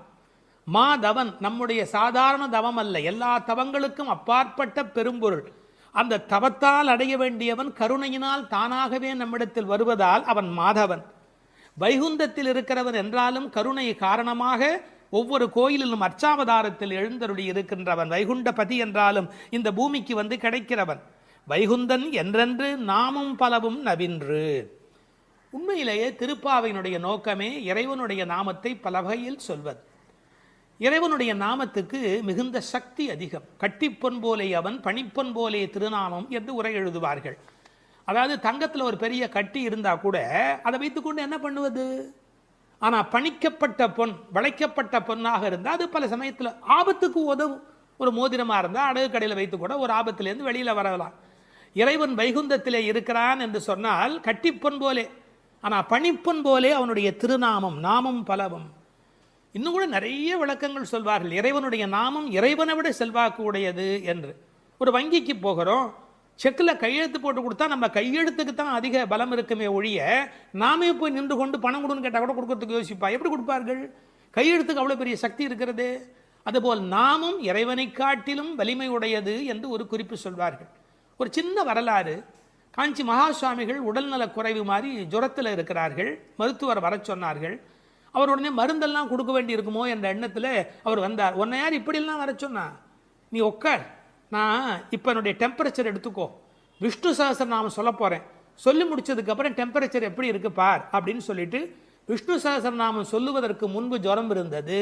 சொல்லி முடித்த பிறகு ஜுரம் இல்லவே இல்லை. உன்னை எதுக்கு தெரியுமா கூப்பிட்டேன்? மருந்து கொடுத்து தான் இதை காப்பாற்றணுங்கிறது இல்லை, விஷ்ணு சஹஸ்ரநாமம் சொன்னாலேயே ஜுரம் போயிடும்னு தெரிஞ்சு